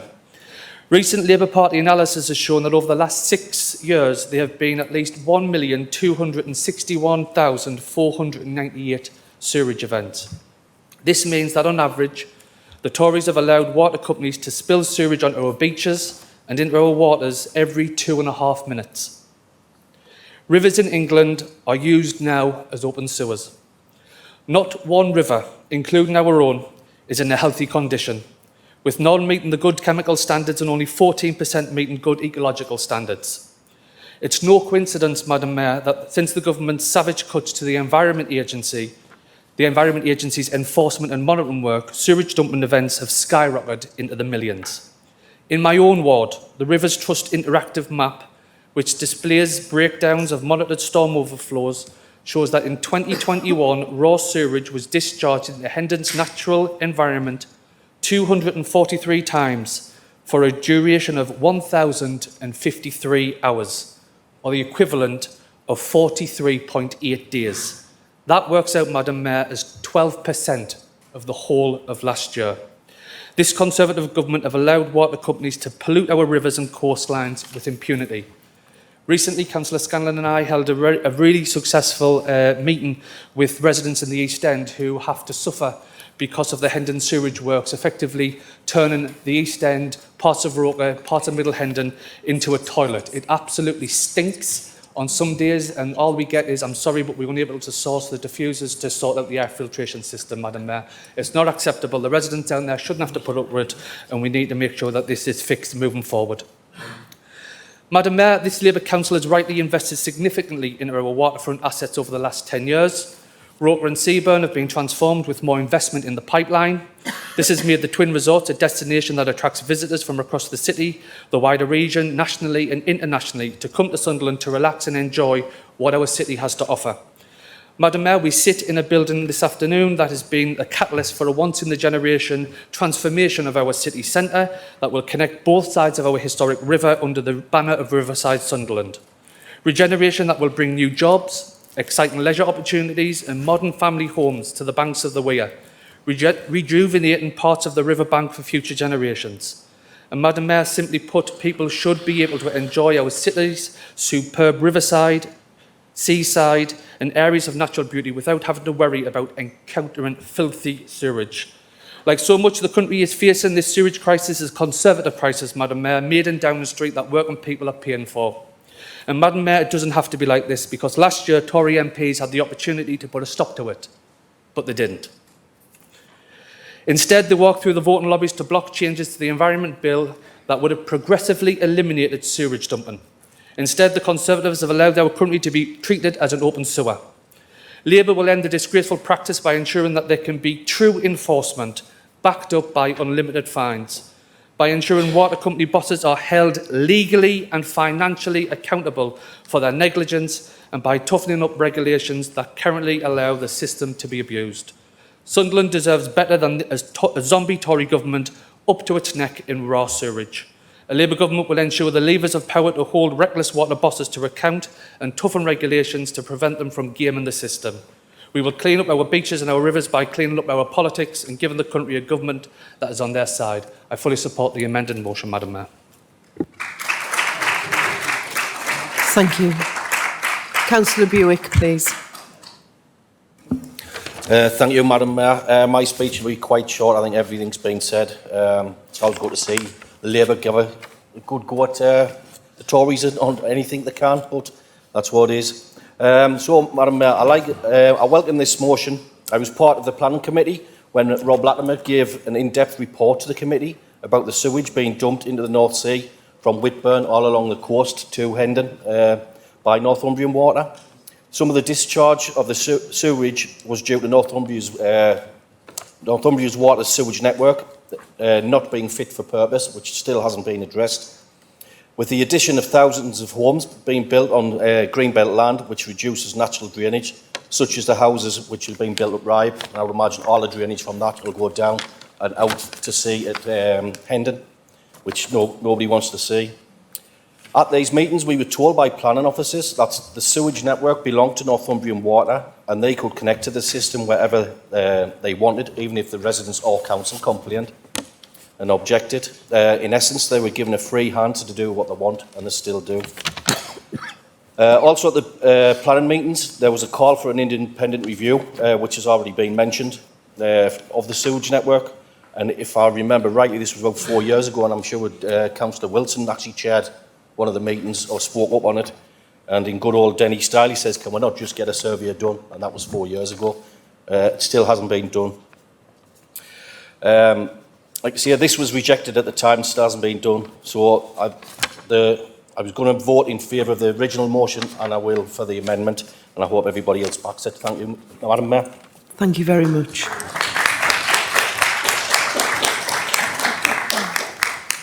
Councillor Hodson, would you like to exercise your right of reply?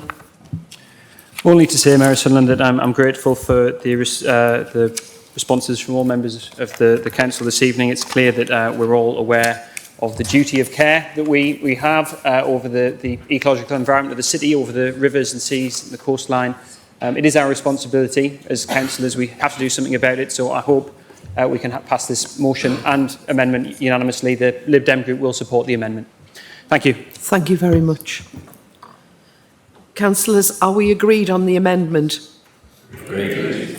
Point of order. Sorry, Councillor. Thank you, Madam Mayor. Under Rule 17.3, I'd like to request a named vote because very clearly some members of the Lib group were shaking their head throughout that.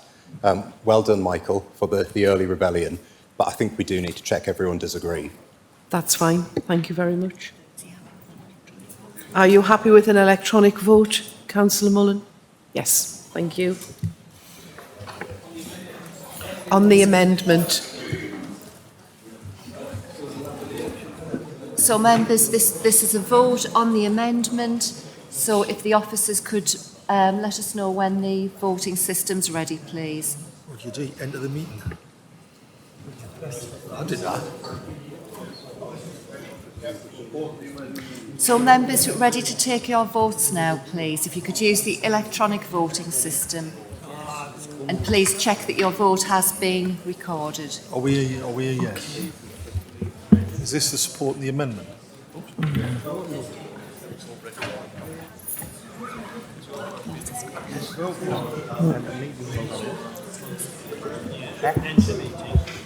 on. Yes. It's all right. Never mind.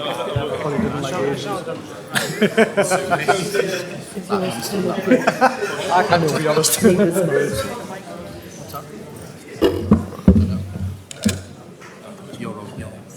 you go. Thank you.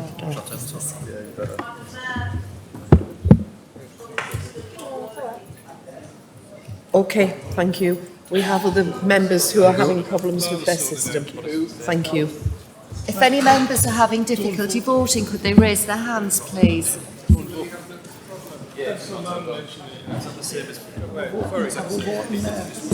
think so.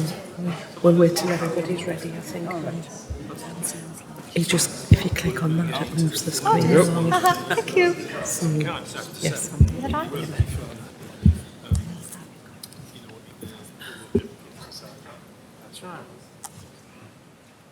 Is everybody now able to vote? Yes. Is everyone now able to vote? Everybody's system working? Okay, thank you very much. So members, the vote will be closing shortly.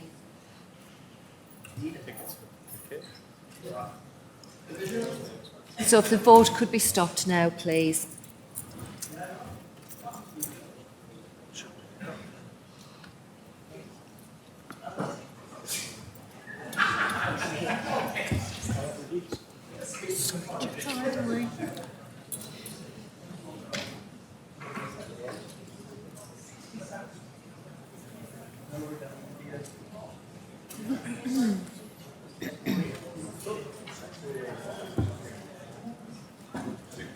So, Madam Mayor, there are 67 votes in favour and no abstentions or votes against, so it's unanimously carried. Thank you. The amendment is carried. Thank you. I request the councillor's indulgence that I won't read out the whole text again, as it's a very straightforward addition of bullet points.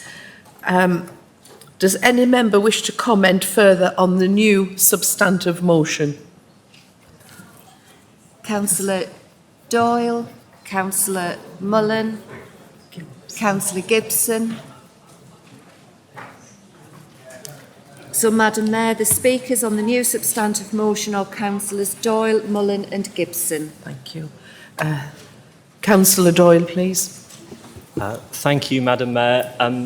Just wanted to use this as an opportunity to briefly respond to some of the comments made while we were debating the amendment, and also to speak more broadly about the substantive motion. I want to first express gratitude to Councillor Wilson. The training clearly has stood me in good stead, or at least I hope that's clear.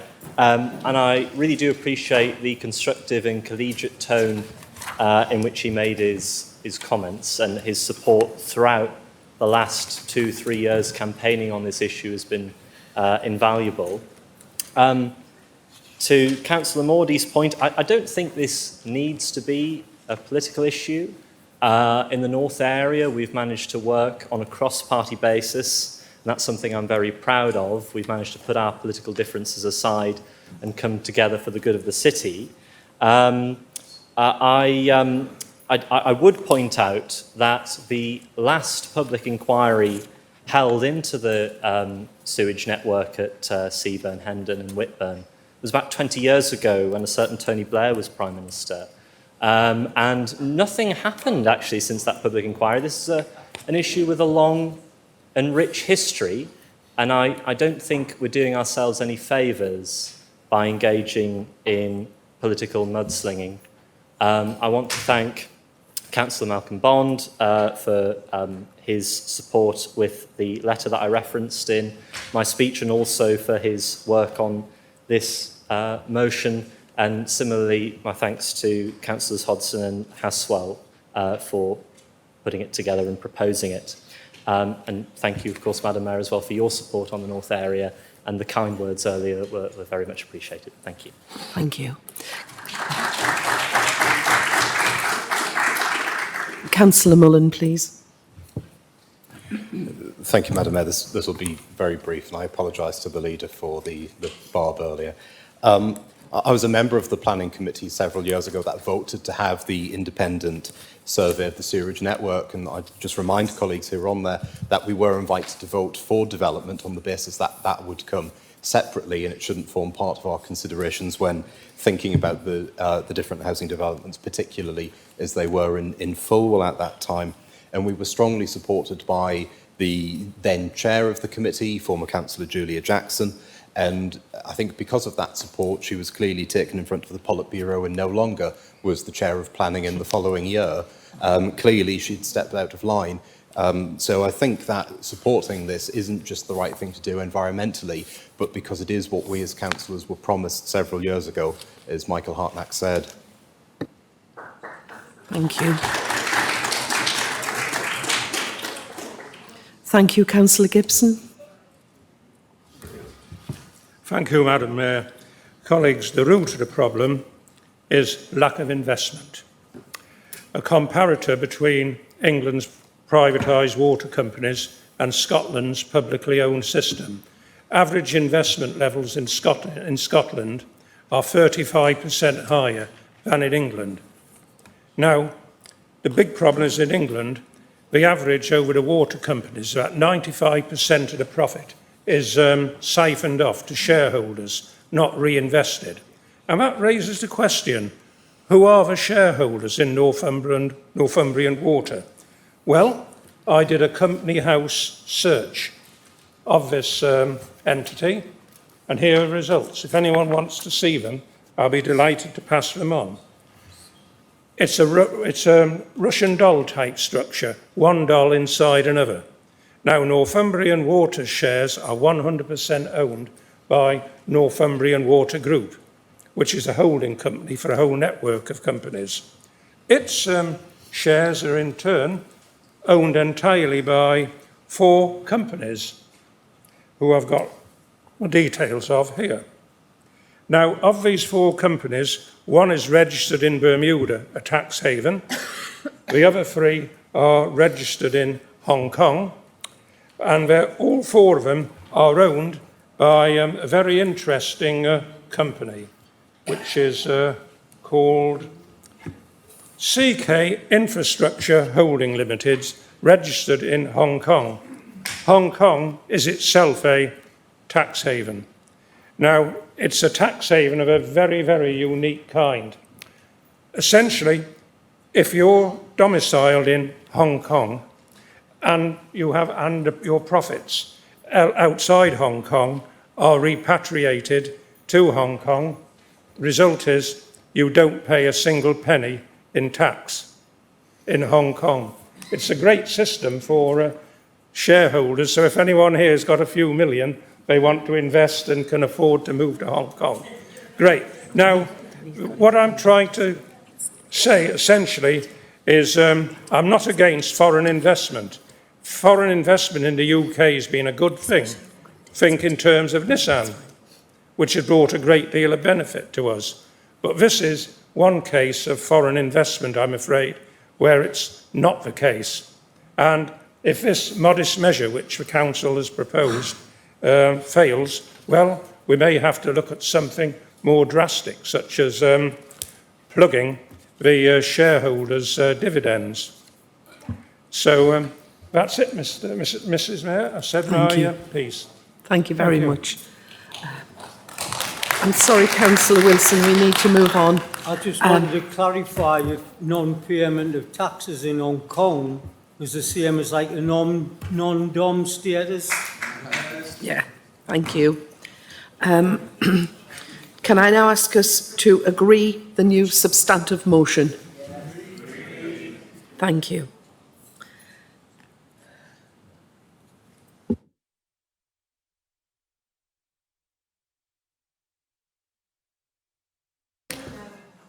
Madam Mayor, can Yeah. I ask that you use your powers as Mayor to extend the meeting, please, because of the circumstances around the Tyne Weir Fire and Rescue pay and costs for next year. We cannot leave this notice of motion until the next council meeting because the circumstances dictate that we deal with it now. And I do ask colleagues' support for this. It's very, very important that our fire services get the financial support they need to deliver the services we all rely on. Thank you, Madam Leader. Mayor. I was just about to do that. I am required to ask everyone's agreement on that. And I am now asking you if you are prepared to extend the meeting for this last motion. Oh, we need. Sorry, Councillor.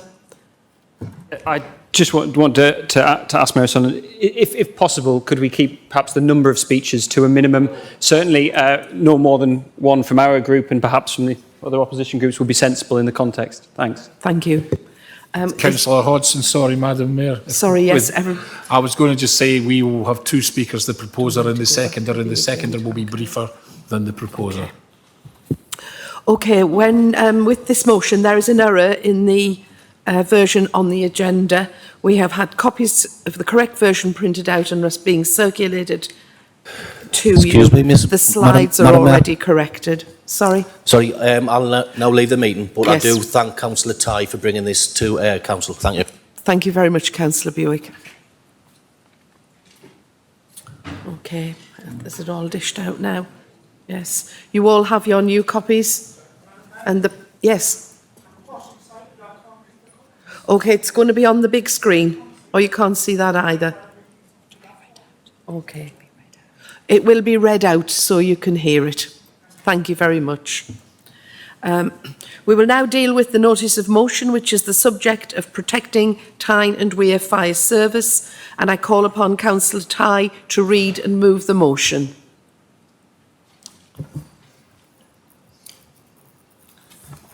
Thanks, Madam Mayor. Sunderland Council notes that the Home Office and His Majesty's Inspectorate of Constabulary and Fire Rescue Services have recognised the magnificent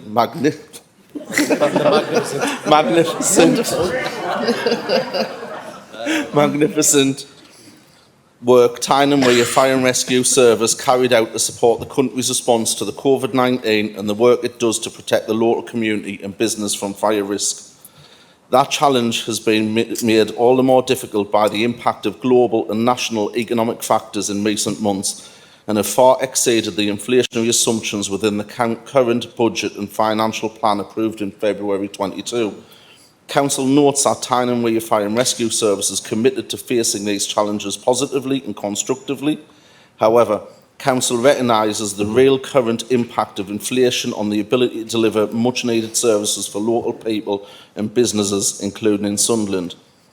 The highest levels of inflation for 4 decades are now driving up the costs of raw materials, labour, energy and other costs which the Fire Authority must pay for in order to provide essential public services and capital investment in the service. The Fire Authority's budget for 22-23 was set in February 22 based on estimates that price inflation and wage growth would be in the region of 2 to 3% in 22-23. These were not unrealistic assumptions as they reflected the government's own forecast for inflation in 22-23. Specifically, in October 21, the Autumn Budget and Spending Review 21 statement set out forecasts that the Consumer Price Index could reach 4% in 22, but would fall to 2.6% by 23. In December 21, the Provisional Local Government Finance Settlement updated grant funding for 22-23 by the actual Consumer Price Index as at September 21, which is 3.1%, and in February 22, when the budget was set, the Office of Budget Responsibility forecast that the Consumer Price Index could reach 4.7% in 22, but would fall to 2.3% by 23. Council notes that since then there's been a dramatic shift in these expectations. The latest figure on the 19th of October 22 from the Office of Budget Responsibility is that the Consumer Price Index is now 10.1%, significantly higher than both the inflationary increases in funding which the Fire Authority received and the forecast increases which informed the Tyne and Wear Fire and Rescue Service budget for 22-23. Coupled with continuing growth in demand for the protection services and meeting increasing risks such as flooding, Council recognises that Tyne and Wear Fire and Rescue Service is now facing enormous financial difficulties. Council notes that the Institute for Government recently estimated that local authorities in England will be facing unbudgeted costs of up to £2 billion as a result of inflation, being significantly higher than was forecast in the Chancellor of the Exchequer's autumn budget and spending review announcements. The Fire Authority has estimated that this impact could exceed the revenue provision by £2.5 million in 22-23, and the expected increase in capital expenditure is potentially in excess of £5 million. The Fire Authority had a fixed price electricity contract that ended in March 22. The new contract has increased prices, but the escalating utility costs, both gas and electricity costs, are increasing significantly, and this impact has been included within the above revenue budget projection. Capital projects, many of which are essential in providing firefighters with the relevant training, PPE and equipment to provide an effective and safe fire response, have also been hit. The Fire Authority is facing significant extra costs due to increases in the price of raw materials and labour. The Local Government and Firefighter Pay Award for 22-23 has yet to be resolved. With inflation at 10.1% this year, pay disputes are inevitable if pay offers represent significant real terms pay cuts. While removing any cap on pay increases, the Government has previously stated that any pay award must be funded by the Fire Authority budget. This was already going to be difficult when the pay was forecast to rise by around 2.5%. Pay awards above those levels will add significant pressures on the Fire Authority finances if they are not resourced from additional funding provided by the Government. The Fire Authority had, through careful budget management, made provision for a 3% pay rise. However, it is clear this will not cover the potential pay rise demands now faced. Each additional 1% pay rise above what has been budgeted for will cost approximately $500,000, and operational revenue budgets across the full range of authority services are being impacted by increases in the cost of materials, fuel, labour and a higher indexation ratio being applied to outsourced contracts. Council recognises that the financial challenge of inflation comes on top of the enormous pressures faced on the Fire Authority after a decade of austerity, when the biggest cuts in local authority funding impacted on the authorities in the most deprived areas of the country because they relied more heavily on the government grants which were cut so severely. The Fire Authority is also less able to raise income from the increases in council tax and business rates. Council is concerned that without extra support, the Fire Authority may have to once again balance the books by cutting essential services to our vulnerable residents in Sunderland. Council notes that over the last decade or so, the Tyne and Wear Fire and Rescue have prioritised every possible option to achieve greater efficiency and minimise the need to cut budgets for essential services. It is clearly not realistic to expect financial pressures of this magnitude to be addressed through further efficiencies. Council notes that, in effect, the local government finance settlement was determined on the basis of a set of assumptions which has since been proven to be significantly inaccurate. Council appreciates that those assumptions were legitimate at the time, but the global and national events since then have created a wholly different set of circumstances. It would be unfair and unrealistic to expect the Fire Authority to be able to cope with the scale of those changes. Sunderland Council therefore urges the Government to ensure that inflationary pressures facing fire and rescue authorities in 22-23 are properly and fully funded. Council asserts that, in the longer term, for levelling up to be effective, it is essential that inequalities in local government funding are addressed. This must be reflected in both the forthcoming Fair Funding Review and the 23-24 Local Government Finance Settlement, which should ensure that local authority funding is fairly distributed on the basis of local levels of deprivation and properly reflects the prevailing rates of price inflation and wage inflation which affects the services that the Fire Authority deliver. Council urges the Government to appreciate that the fire and rescue sector cannot resolve the current difficulties without national government support. The Council leader, in conjunction with all Tyne and Wear Council leaders, has therefore requested to write the appropriate Government Minister to seek such financial support as a matter of urgency. Thanks, Madam Mayor. Thank you.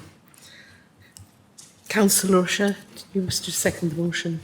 Thank you, Madam Mayor. Yes, I second the motion. I'll reserve the right to speak, but I'll keep it brief. Thank you. Does anyone else wish to speak on the motion?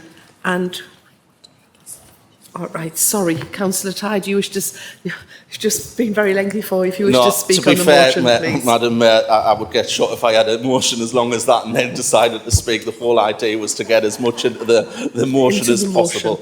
And as I've said within the motion, it's actually been formulated across all of the Tyne and Wear authorities, of fire authority members, and I know the different parties has had input into it as well.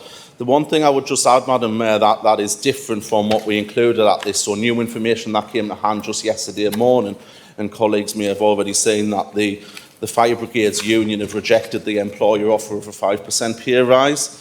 That pay rise was an unfunded offer by government, so government weren't prepared to give a contribution towards that, and the employers, through the national negotiating body, it would have placed us into real difficulties, and we would have been dipping into reserves to fund that. But at the end of the day, we had to make an offer of some sort to the firefighters because they rightly deserve to have additional pay and to be given a significant increase. As I say, that was rejected yesterday.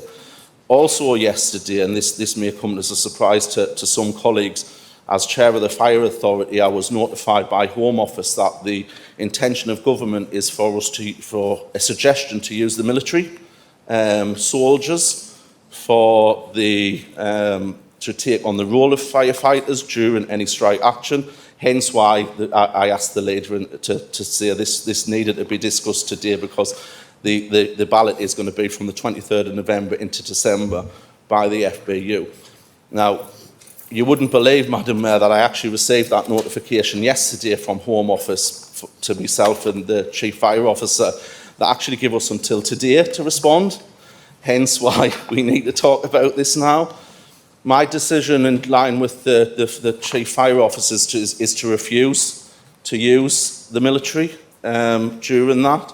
The public may ask why, as they rightly would, and the answer to that, Madam Mayor, is quite simply, we were told by the Home Office that the Ministry of Defence have made the decision that the firefighters will not go into burning buildings and they will not rescue people.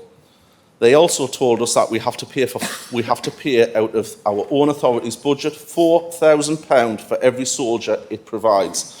The cost of training alone would have cost us £500,000 on those numbers. There's absolutely no way from a resilience measure that we would be able to fund £500,000. We have a duty to provide best value to the council taxpayer, and our resilience measures that we already have set up and in place will do exactly what the soldiers of the Ministry of Defence would have been providing. That's the only further information I've got to add. I'm not going to take any more of council's time up. Thanks very much, Madam Mayor. Thank you very much.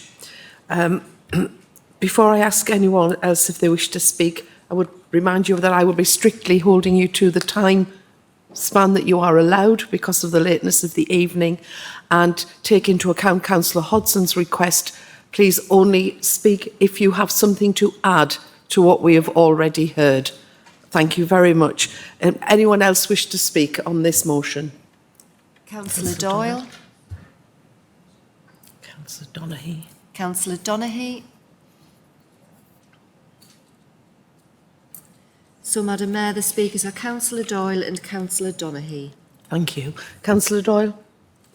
Thank you, Madam Mayor. And I want to begin by commending Councillor Phil Tighe on the work he's already done as Chair of the Tyne and Wear Fire and Rescue Authority, and for proposing this timely and important motion, and the Conservative Group will be supporting it.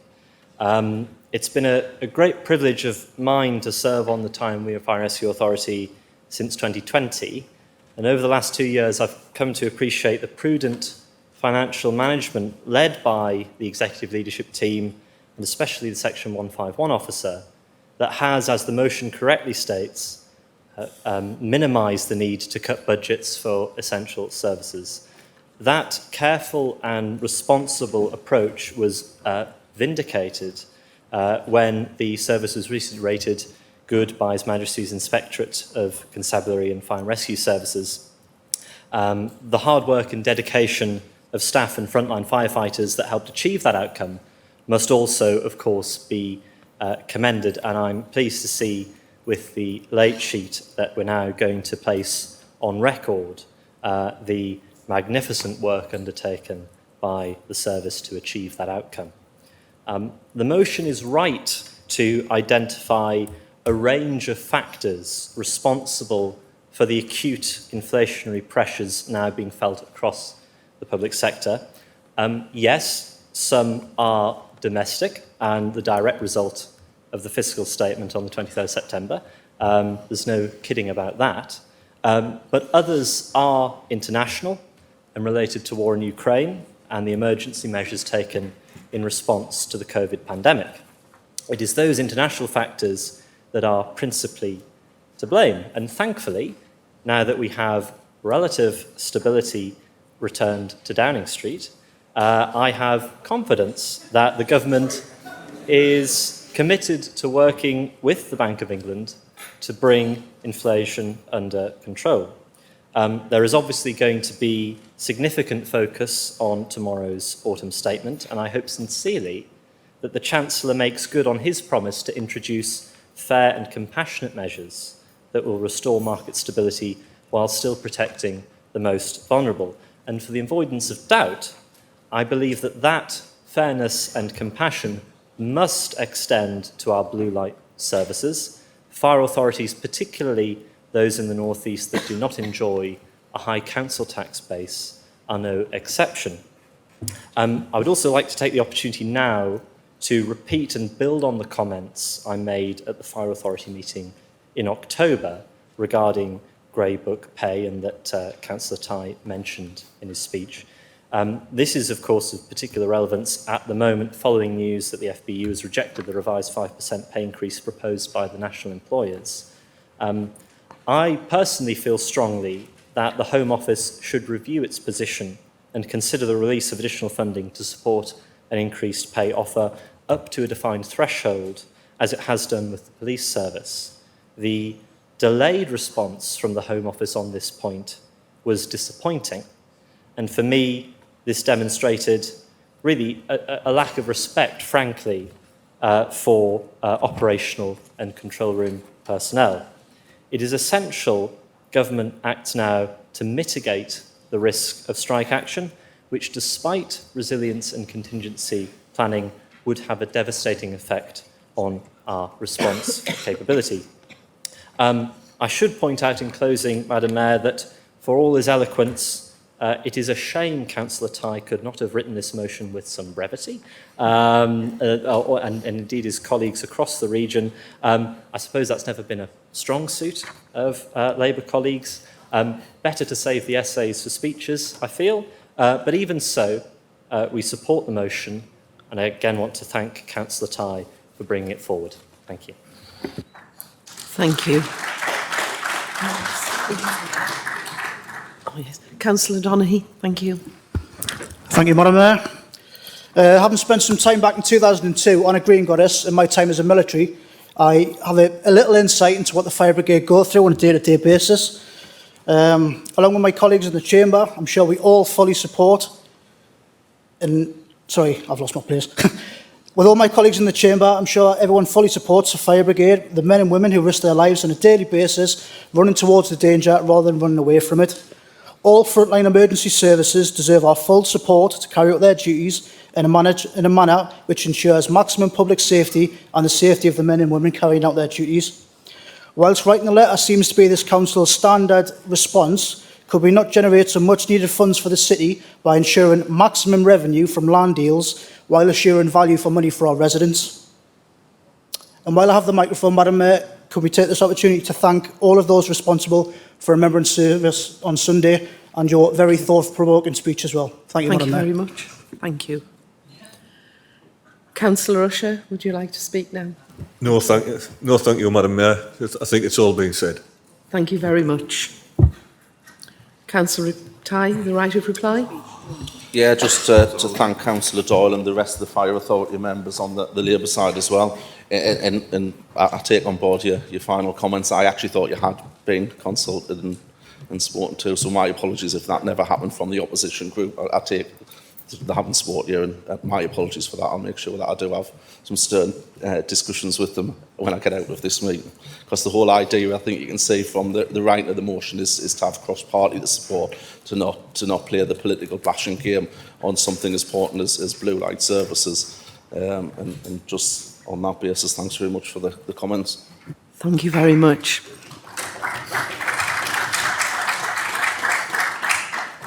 Council, can I ask you if you agree the motion? Thank you very much, everybody, for a very productive evening, and that concludes the meeting. Thank you. Thank you very much. Very smooth. Not too bad. Wait for me.